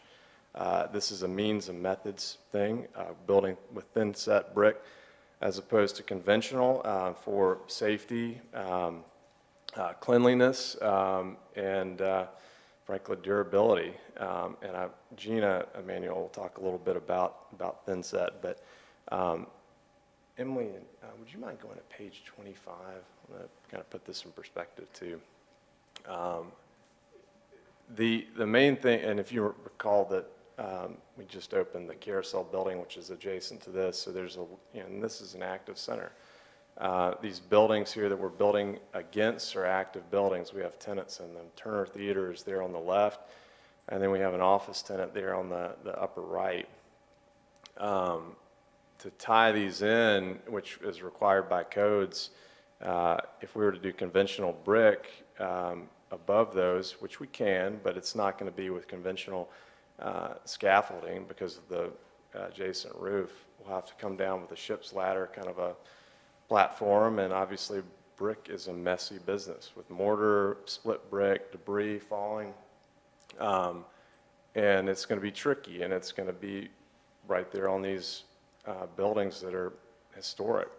That's another reason why we think thin set is very appropriate. We can cast those and then set them up in pieces to avoid that. And then, it's a tight site. We've got people walking around, we have cars driving around, and we want to keep it tight. So that is why we're proposing both options. We prefer the thin set, and we also believe it meets the guidelines because it is compatible. The guidelines do not say comparable or same.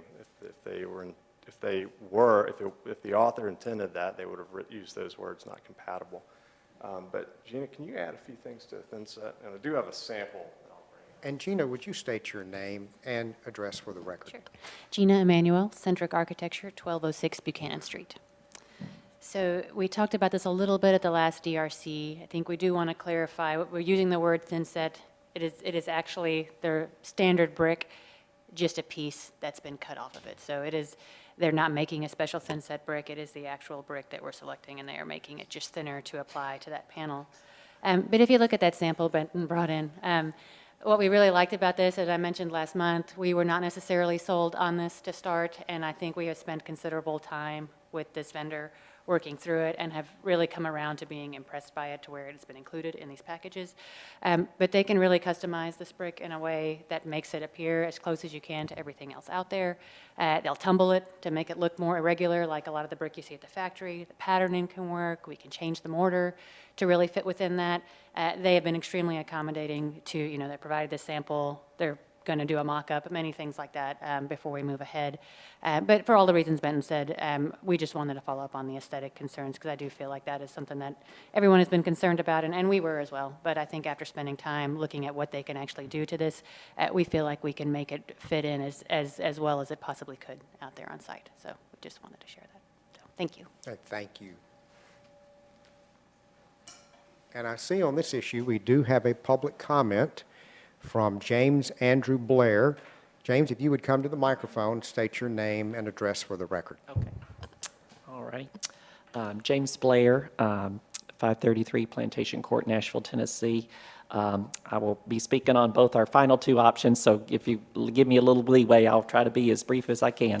But just wanted to thank you commissioners for your time tonight. And I rise in support of both items 15 and 16 in regards to the new parking garage and the new hotel project.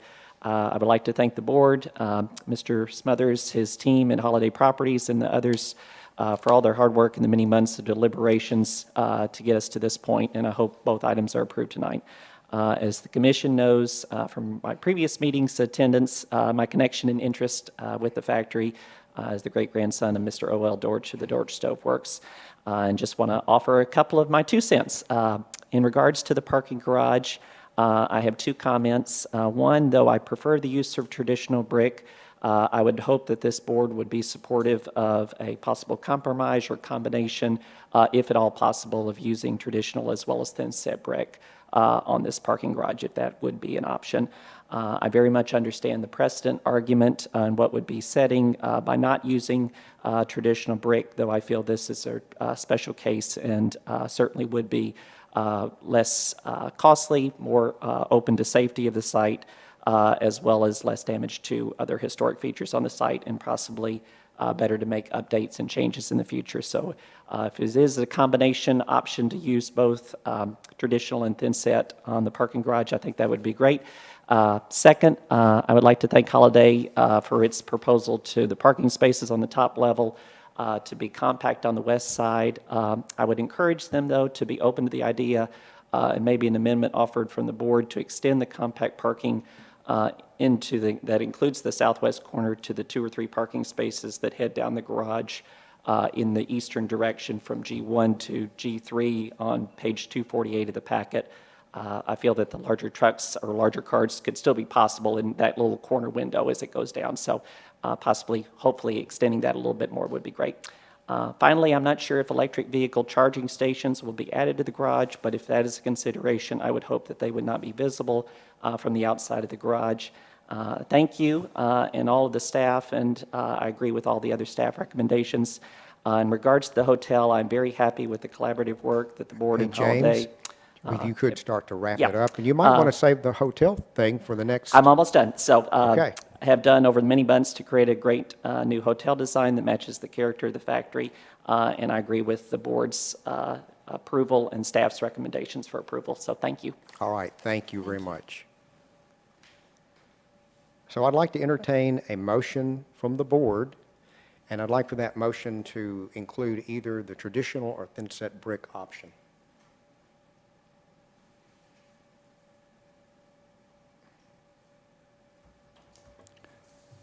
Move for approval with staff conditions and also include either and or both brick options.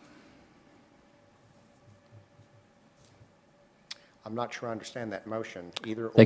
They can use a combination of the thin set and traditional brick in areas where they need to. Do you want to state where they use those? That would be a means and methods of how they're going to place the panels, and smaller areas where they will not be able to use a panel, they may want to use the traditional brick to fill those in. Okay, do I have a second? I would second that. Thank you, Madeline. Thank you, Michael.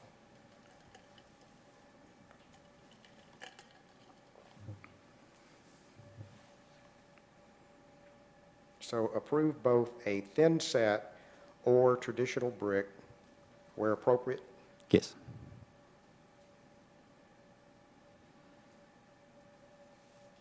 All right, let's have some discussion. Well, I totally get what's being said about the convenience of the thin set. I just, we've never used it, and so that's my hesitation. Are people going to notice that the brick looks more floating than it does when it's traditionally set? I don't know. When you get a whole wall of it, I just honestly don't know. So that's my hesitancy. I think with a combination, and we may have to do an amendment for this, but to where if thin set brick is used in those areas where they had discussed in the past, the more tricky areas of using regular brick as opposed to thin set, since we're dealing with close quarters abutting the buildings. Okay, I would ask the applicant, is that even possible? Benton, would you like to come back up? Well, both cases, you mean possible by what? Well, they're suggesting that in the areas where it's tight against the building, that you would use the panels, and then in the other areas, you would do traditionally set brick. And I'm saying, is that even possible? Well, I mean, so anything is possible. Possible, yeah, I mean, but- what we proposed is possible, it's just not, as in conventional brick, we propose both options, right? But feasible is another question. You can do anything. I think that the most feasible way to do it is to do it all thin set, and it's all congruous. It's all efficient in how you build it. It's all clean and tight how you build it. You know, you've got, I mean, effectively what you've got is you've 2 elevations out of 4 that are tight, right? Even on, so basically even that whole south elevation that's adjacent to the courtyard, the Mojo's courtyard, if you all know that. So there's that historic wall that's about 10 feet away from that is magnolia lined. That's right on it too. Even though we're not connecting to it, it's 10 feet away. So you're talking about 2 elevations. And so then when you're thinking about how do you piecemeal a construction project, I mean, you can, again, anything's possible, but I would strongly urge the body to allow us the flexibility to do both where it's feasible and you know, best practices to do so. Mr. Chair. But what I'm hearing is you would, if that was our vote, you would choose to do all the panels. I would prefer to do Yeah. panels, yes. I would prefer to do panels. I also have a question for the applicant. Sorry. Just for clarification for everyone, this is missing mortar, the sample, so there would also be mortar, correct? Yeah, so we talked about that in DRC, so apologies for the samples, not perfect. that's So the mortar, that's a flush mortar, and the color is also not right. So we can get a concave joint, which is what we're proposing with the thin set, and then we can get the color to match. And so what we've proposed in DRC and in this package is to match the building 2 elevation. Yeah, So, okay. yeah.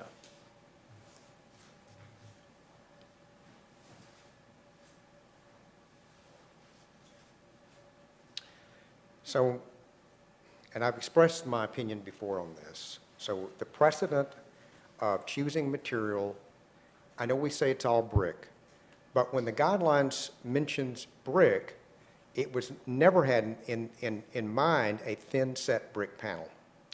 It had all the historic buildings in Franklin, both residential and commercial, are built with a traditional brick size. I mean, it's the size. So it's not just the materiality, but the guidelines also say size. When the Harpeth Hotel was built, brand-new building, traditional brick. The new City Hall, when it's built, traditional brick. I mean, all the buildings at the factory, traditional brick. To introduce a new product that we don't know exactly how it's going to actually look against it, which I think you can tell. It seems like it goes against, I know it goes against the guidelines, and it sets a precedent that we may not want to set for the city of Franklin. Mr. Chair, I will add to it 2 other sites that are parking garages on Second Street that are newer, but they're traditional brick as well. Thank you. So are we ready to vote? So what we're voting on, so this is the motion. The motion is that we would approve the garage with either thin set brick or traditional brick where appropriate. So all those in favor of the motion say aye. Aye. Aye. And all those opposed, no. No. All right, so do we have another motion?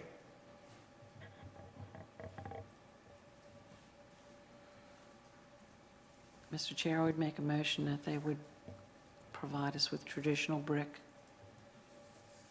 Okay, thank you, Kathy. Do I have a second?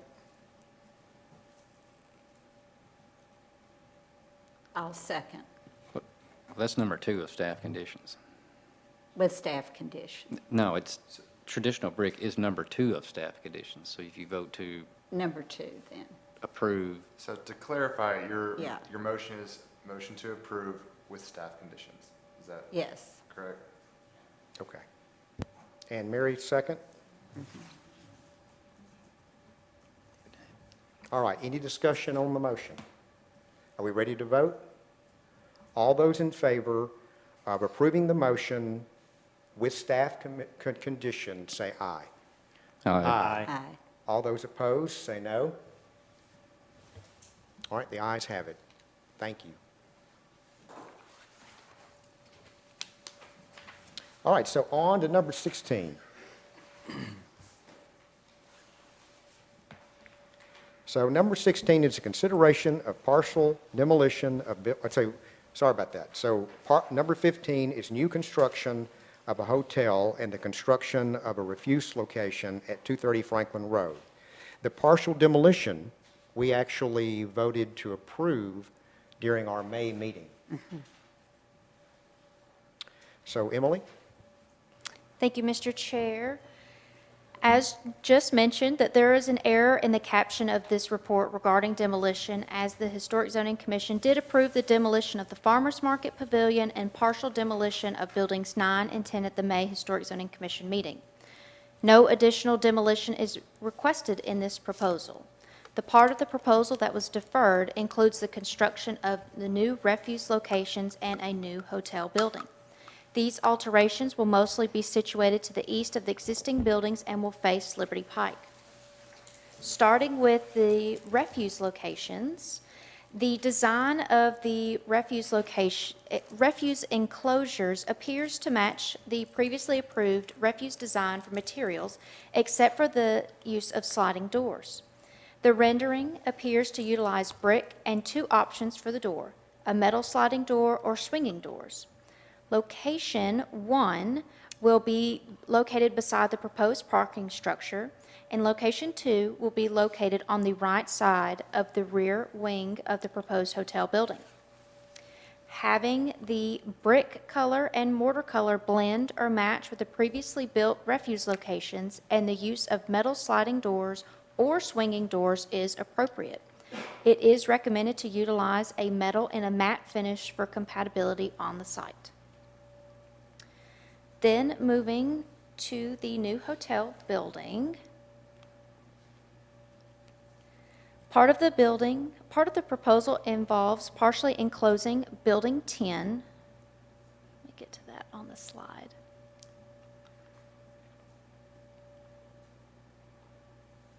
Partially enclosing Building 10 within the proposed new hotel building.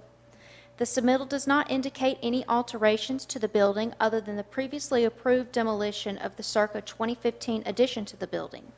Should any alterations to this building be proposed, then the Historic Zoning Commission shall review them in accordance with the design guidelines.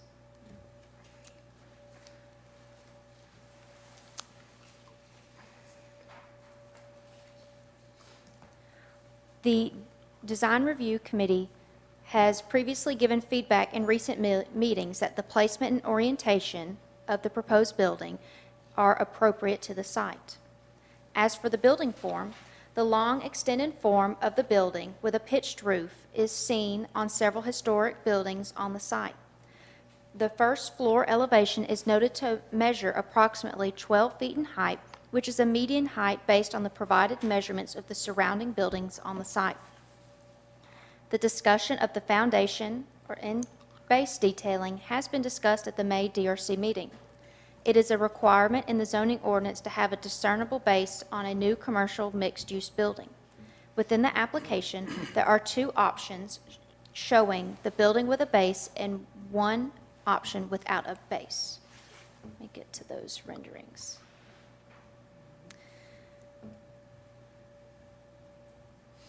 The two base options include differing brick detail.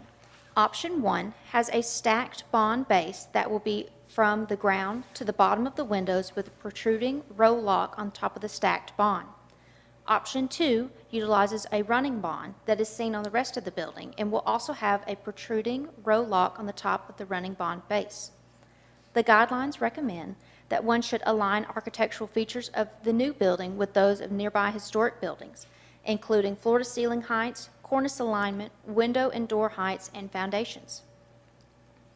The overall form of the building appears to meet the guidelines, except the guideline referring to aligning the architectural features of a building to other historic buildings, including the foundations, which has partially been provided.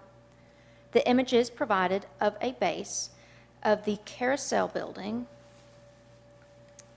and Building 9 are successful examples of a base that is discernible from the rest of the building. Additionally, the Carousel Building is a new building, and Building 9 has been extensively altered throughout the years, as it was originally constructed as a pole barn, and it may have not originally had this brick base that is shown within the application. While Option 1 provides a more discernible base, utilizing a concrete material as the base of the building would allow it to blend with other surrounding buildings, such as 2, 8, 13, and 14. The building height, materials, exterior finishes, details and ornamentation, awnings and canopies, mechanical equipment are appropriate within the guidelines. As for the entrances and windows, within the application is a window study with some of the measurements of the existing windows compared to the proposed windows on the new hotel.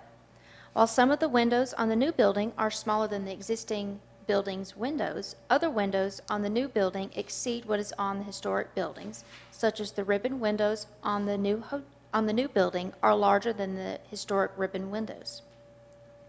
Additionally, The cube portion of the hotel does not relate to any historic window openings on the site, but it does relate to the X-shaped cabling seen elsewhere on the campus.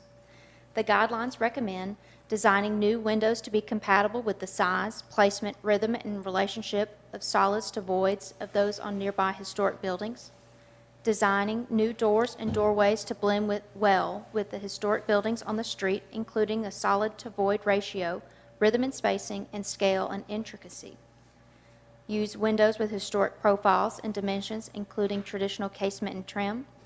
And finally, designing windows to match the historic materials found on nearby buildings, but composite materials that have the appearance are appropriate for windows, stops, jambs, and trim. A window sample has been included within the application, but the color has not been confirmed. It would be recommended to utilize a color that is complementary to the building and site. Door renderings have not been provided, but should blend in design, material, and color as the windows. Therefore, staff recommends approval of the application with conditions. Thank you. Thank you. So Benton, could you state your name and address for the record? Yes, sir. Reed Talley, address 2505 Oakland Avenue, Nashville, Tennessee. And I would like to just, before you start, to say how much we appreciate Holiday Properties and the contributions they've made here in Franklin. And I know sometimes it may not feel like it, but before the Historic Zoning Board, it is a collaboration, and we appreciate all the months and coming before us and us having this discussion. I appreciate that, and we feel the same way. Ben spoke to it really well. It's been a good year. I think that the progress has been really great, and it's been great to work with you guys. Thank you for your help along the way. It was really great to see staff's approval for recommendation. There is a few items that I would like to clarify and touch on, if that's okay. And I have a sample we met with the DRC, it felt like probably 2 weeks ago, and I came away with a request for a sample, so I have that here, and I'll grab that real fast.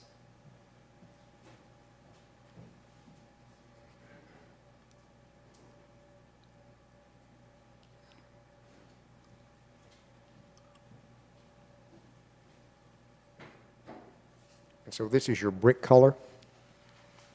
This is our brick and our roof color. Okay. So one of the takeaways, which we agreed with, by the way, was the painted metal roof lasts too long. It doesn't weather quickly enough. So what we've found and proposed is a galvulum roof. So this is it's like a galvanized steel. It's a similar process as the galvanized roof, which is zinc dipped. It will weather faster. It'll look more like the existing roof on site. So I can pass this around if you guys would like to see it close up. I'd love to see it.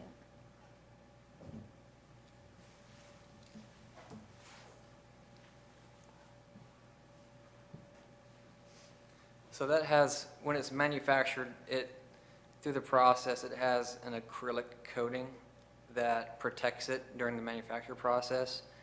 That'll wear away really quickly and get to a duller gray, just for awareness. The second thing that I would like to touch on, there was a comment about the ribbon window being larger than the on-site ribbon window. I think that is partially due to an original comparison that was made between existing and the proposed hotel and existing. There are different window sizes for the ribbon windows on site. And so there are some ribbon windows that match our proposed ribbon window height. And that's been updated in this last HGC to reflect that. And the third thing, is relating to the base of the building.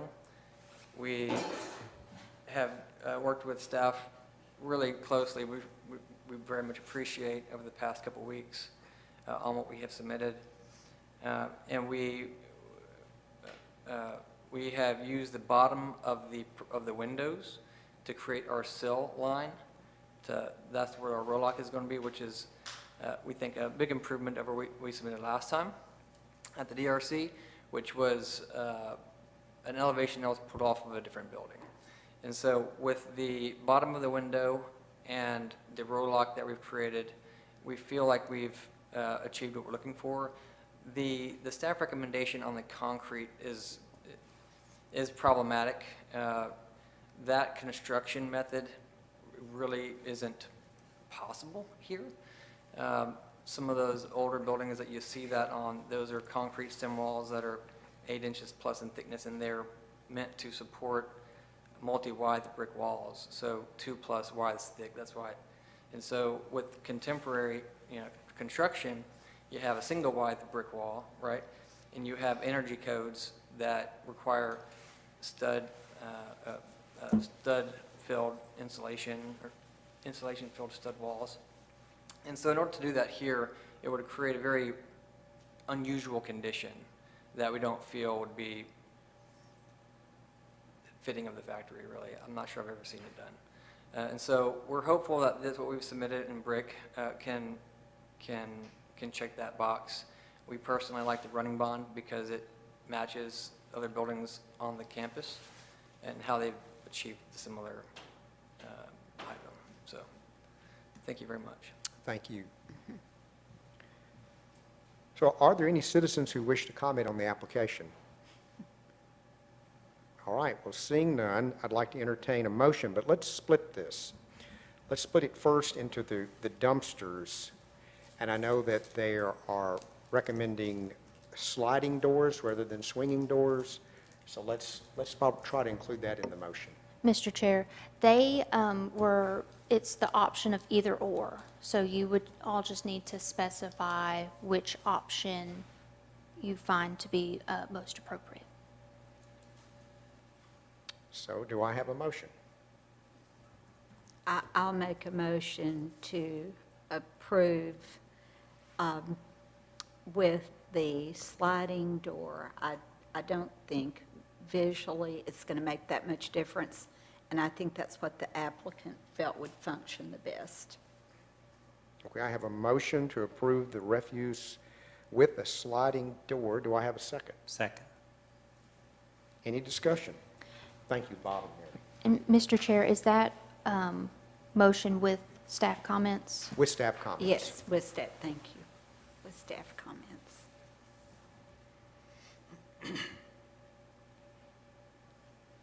Are we ready to vote? All those in favor of the motion to approve the dumpsters with a sliding door and staff comments, say aye. Aye. And all those opposed, say no. Ayes have it. All right, so now let's move on to the hotel. Do I have a motion?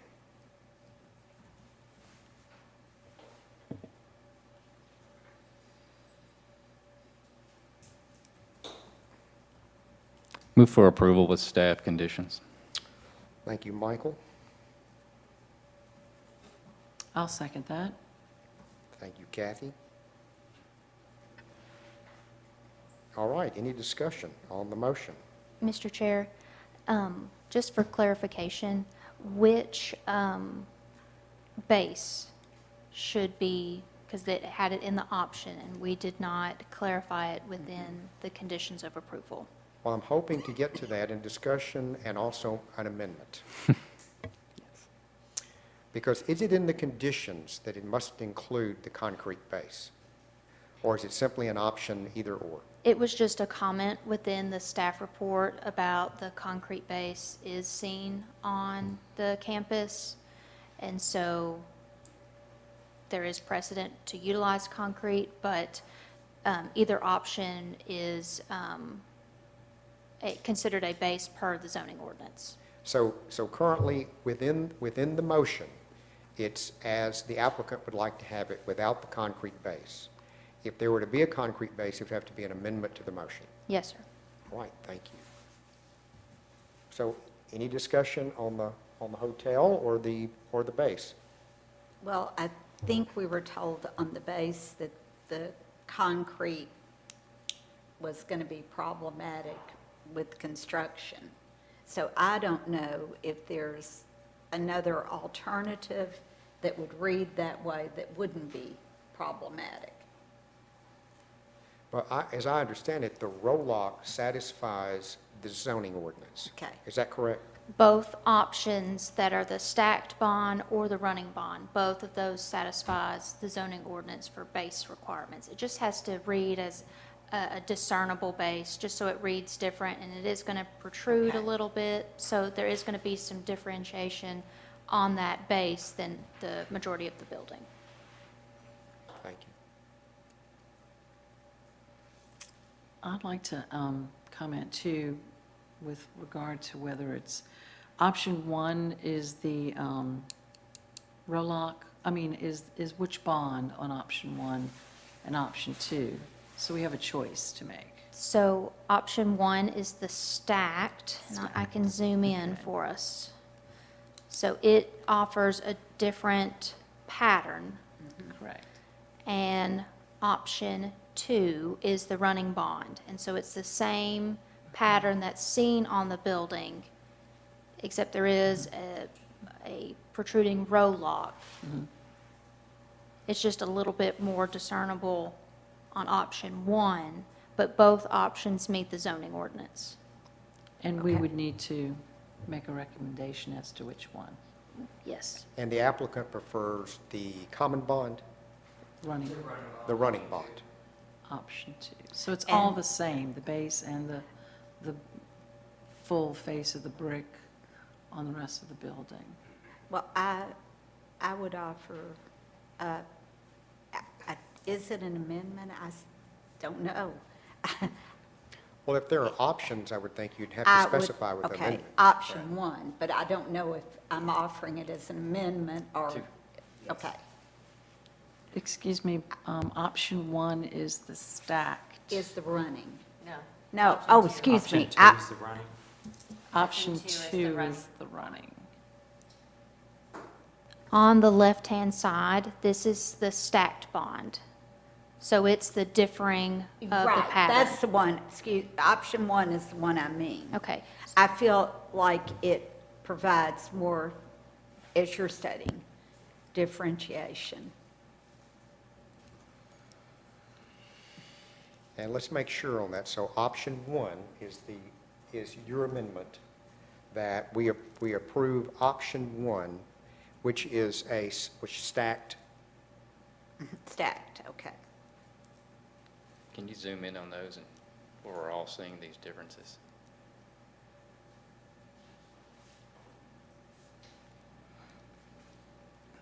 Can I make a comment about option one? Which is, oh, So I have an amendment currently, to amend the motion to approve option one, which is stacked brick. Do I have a second? Okay. All right, so that amendment dies for lack of a second. So further discussion. I would make an amendment for option two with the running bond. It presents itself as more of a traditional look, whereas option one is more mid-century modern type of look, even though it does differentiate it. But I would also like to see if there is an option to give us a reference to a concrete look, if it can be parged, some other type of finish to give us that concrete look, as opposed to a structural concrete base.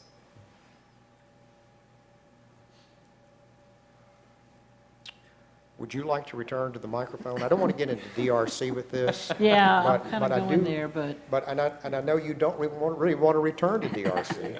So let's discuss this. Yeah, I want, add one thing, I'll let Reed talk to the technicals, but in terms of precedents on site, there are 4 buildings out of, a dozen that have the concrete base. So the majority of the buildings here have brick base. And so that is why we leaned into this look, not the concrete. Obviously, the concrete has constructability issues, energy code issues that Reed mentioned, but the common look is brick all the way down, and in particular, the main facade of, on Franklin Road. That's the look we were going for, and that's the precedent on site. Right, yeah. No, that was good.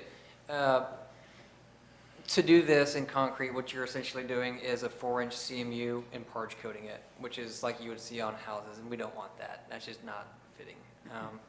And to Ben's point, to do the front facade of this with that sort of element on the front is just not, it just doesn't feel right. It feels a little bit fake and forced. Everything that you're going to see from around this hotel isn't going to have, those buildings are farther away from this. Everything that you see around this is brick. And this detail is very much like the one that's at Building 9, or the pool courtyard, is the running bond base. So, Well, I would comment that when we've done the parge, or however you say it, around town, it doesn't wear well. It ends up just looking like it's falling off and cracks in it, and this is going to be a beautiful building, so I would not be a fan of that. So I need a second on Kathy's motion. I know we've been discussing. Second. Thank you, Michael. I'd also like to make a comment if we're still open for, are we still open for that? Yes. Okay, Yes. great. So option 2 with that base, I feel like is more fitting of what you see around the factory. And if we went with concrete, it would look more like buildings closer into the heart of downtown Franklin. And so I think the brick makes more sense with the rest of the factory. And I share the concerns about the parge coating. They don't weather well. There'll be maintenance if they do that. The only other thing they could do is take a veneer of some kind of stone or cast stone, and that would not look right. It wouldn't look like a factory anymore. Right. You're adding details that shouldn't be there. So, I mean, I think the applicant's desire on this is good. Can I also ask, why was staff recommending concrete base? It was just a comment that we had within the report that it was to have a more discernible base. A concrete is an option that just wasn't provided in this. So it was just. I know you cited several buildings too. And there were several buildings, but it was just a comment that Okay. there is precedent. Thank you. So I currently have an amendment for option 2, which is the running bond, and with no concrete base. Option 2. And I have a second. All those in favor to amend the motion for option 2, say aye. Aye. And all those opposed, no? Oh, the ayes carry. So next, I'd like for us maybe to talk about the Gavaloon roofing color, since that's been brought before us. And I'd like to hear some, maybe, I don't know, does that require motion? Is that within the packet that it would be Gavaloon?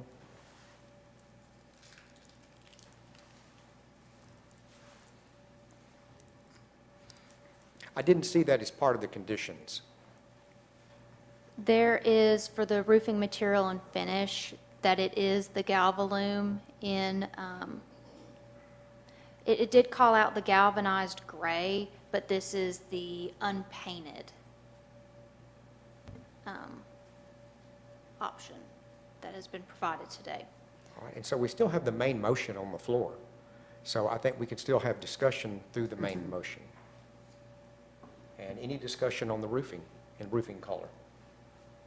I just wanted to have him reiterate that what his goal with that selection is, to change or not change. It looks like it won't change over time. Is that what I was hearing?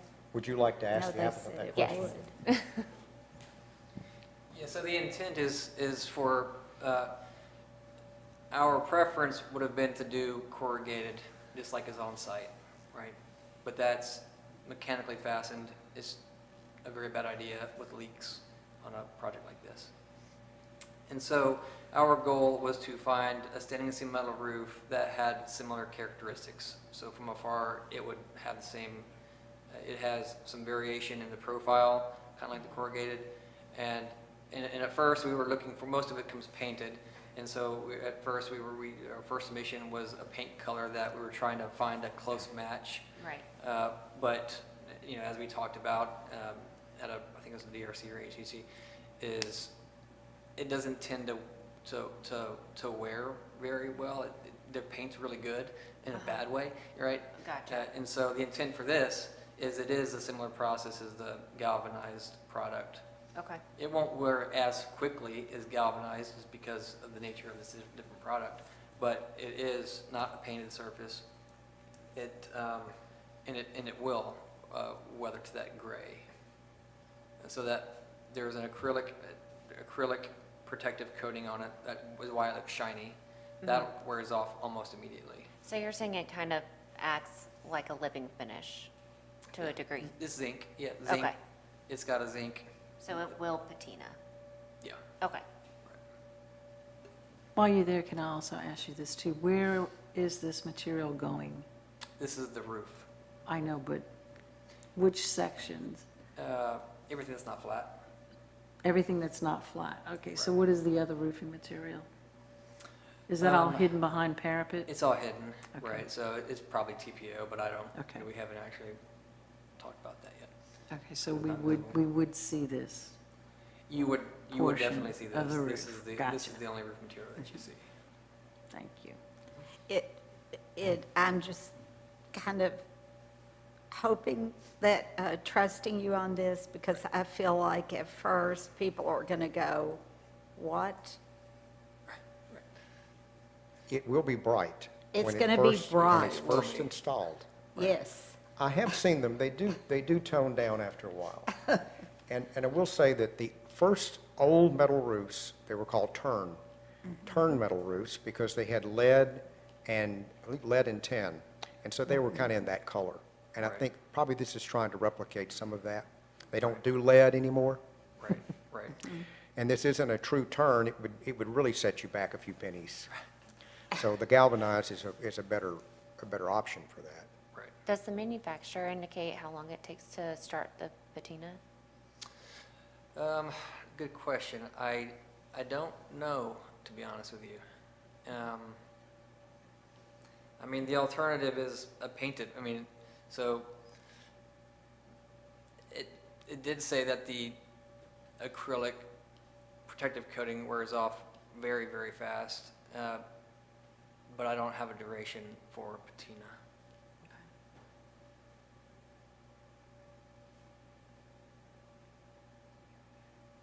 And it doesn't come in a more toned Free patina. down.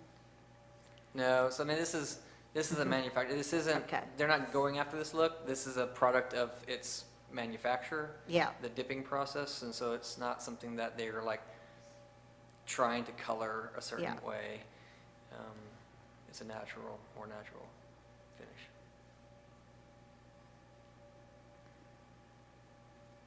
And then what color are the gutters going to be? That's a good question. Let's go see.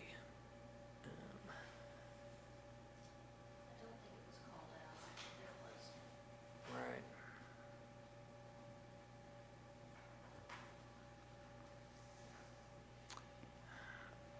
I don't know. That's a good question. We haven't done that yet. I would think a bronzed color is my guess. It wouldn't be And this. that may help Right. some. I mean, this is a roof-specific material. This isn't something that we would get downspouts in. I don't think. And we haven't done the lighting package on this, right? Not a lighting package. We have lighting in this, Okay. and it has the dark light fixtures that match other around the factory. The only thing I would say about a bronze-colored gutter on that galvanized, galvalumed roof, it's going to look like a dark line, It right before is. you get to Right. your roof. And it could, you could do, I would like to see them be more, if they're going to be the tin look, color, that it be more toned down. I think the gutters stand to help the roof, I'll just say that, depending on what's selected. Mr. Chair, can I add something to this conversation? Yes, Kathy. It's always nice to see some of these materials next to each other. And so whether we have a roof plane and then a gutter component against our little brick, would it be nice if we took the roof material out till we had further information on the gutter and that? And maybe you can reach out to the manufacturer and ask them to send some pictures of, here's one that's 1 year old, here's something that's 5 years old, to show us how this wear and patina, and just how bright of a product it is. So, you know, that's a lot of flat or roof. Right. How bright is that? We're just looking at one little chunk of it, Right. spanking brand new, that's only a sample, and it may not even be something that has ever seen outside. So it kind of looks like metal laminate from Chem Metal, you know, like a Right. laminate we use inside. So could we maybe pull that out and not include it in this? Where would you like to make an amendment? I would. Remove the roof from this application. Okay. Bring us more information, maybe come to DRC. So is this an approval with, Just a We're second. working on it. Commissioner, are you requesting that your amendment would be to deny the application for the roof, but the rest of the application will be approved? Yes. Okay. Yes. Just deny that portion. And does that include the gutters? Okay. Well, we don't know what the gutters are. Right, just so whenever they come back, maybe with But- more information on the roofing, then the gutters can be. Can we just get just clarification on that? Just a second. So Yeah. we need a second on the amendment to approve the application, but deny the roof. I'll second. Okay. Thank you, Mary. Thank you, Kathy. Well, and, I mean, we can say, I guess, deny, we could say defer, whichever. May I see the sample again? I would be leave it more as comfortable. deny. Are you okay with deferring Right now to the it's- next voting meeting? And right now, it's denied. Yeah, I'm asking, Kathy made the motion, if, I'd prefer deny. Huh? Just take it out of this package. yeah, It's not enough Yeah. information It'll there. Right. clean, just make it a clean motion. okay, okay. What does that mean? So we would have what's on the table for approval is the COA for the building is approved, come back for confirmation of colors on the roof? Is that what Well, we're it would talking have to about? be a new application for the roof and For the the sur- colors with samples. So that would probably Okay. mean another DRC before a voting meeting. And that is what's currently the motion. So the motion would approve So, okay. all the overall hotel with all the amendments currently made. Mhm. But the roof would be denied at this point for the material. Okay. And then you'd come back to the board with your proposal, giving Yeah. the board more information about the roofing so that they could make a good decision. And to further bring clarify, the the roof is approved, the material, the color come back. That's correct. Yes, All right. and Understood. you've bring, gotta have a and roof. bring the rest of the details. You've approved the roof, the color, okay. And Got it. maybe let the sample Got it. sit out Right. in the elements until then. Yeah, right, I got you. Yeah, that was part of the question too. Got it. Okay, thank you very much. All right, so we have an amendment and a second to deny the roof color. And we have a second by Mary. All those in favor of denying the roof color, say aye. Aye. All those opposed, say no. Okay, so the roof color is denied. So we have, I believe what I had written down, just to clarify, was to deny the application for the roof color and material and the gutters. Well, the gutters were not part, Gutters were it not was part. an Got it. incomplete No, they will be- application. They will come back with the new application. Got it. Because they're not even on this one. So let's see if I'm following all this. So we have one amendment for option 2 for the running bond that's been approved, and then we have another amendment to deny the roof, and now we're ready to vote on the main motion. Ready to vote? So all those in favor of approving the factory with amendments and staff comments, say aye. Aye. And all those opposed, no. The ayes have it. And just for the minutes, it's not the factory, it's the hotel. The hotel, yes, the hotel, the factory hotel. All right, so do we have any other business to bring before the commission? Seeing none, do I have a motion to adjourn? You have some announcements? I have one comment. Okay. For the commission, and it's to be on the lookout for an email coming to y'all soon for a special DRC to look at City Hall elements such as windows, park elements, and so we're going to be looking to schedule that within the next couple weeks. Okay, excellent, thank you. So do I have a motion to adjourn? So moved. And a second? Second. All right. All those in favor? Aye. All right. Thank you for a good meeting.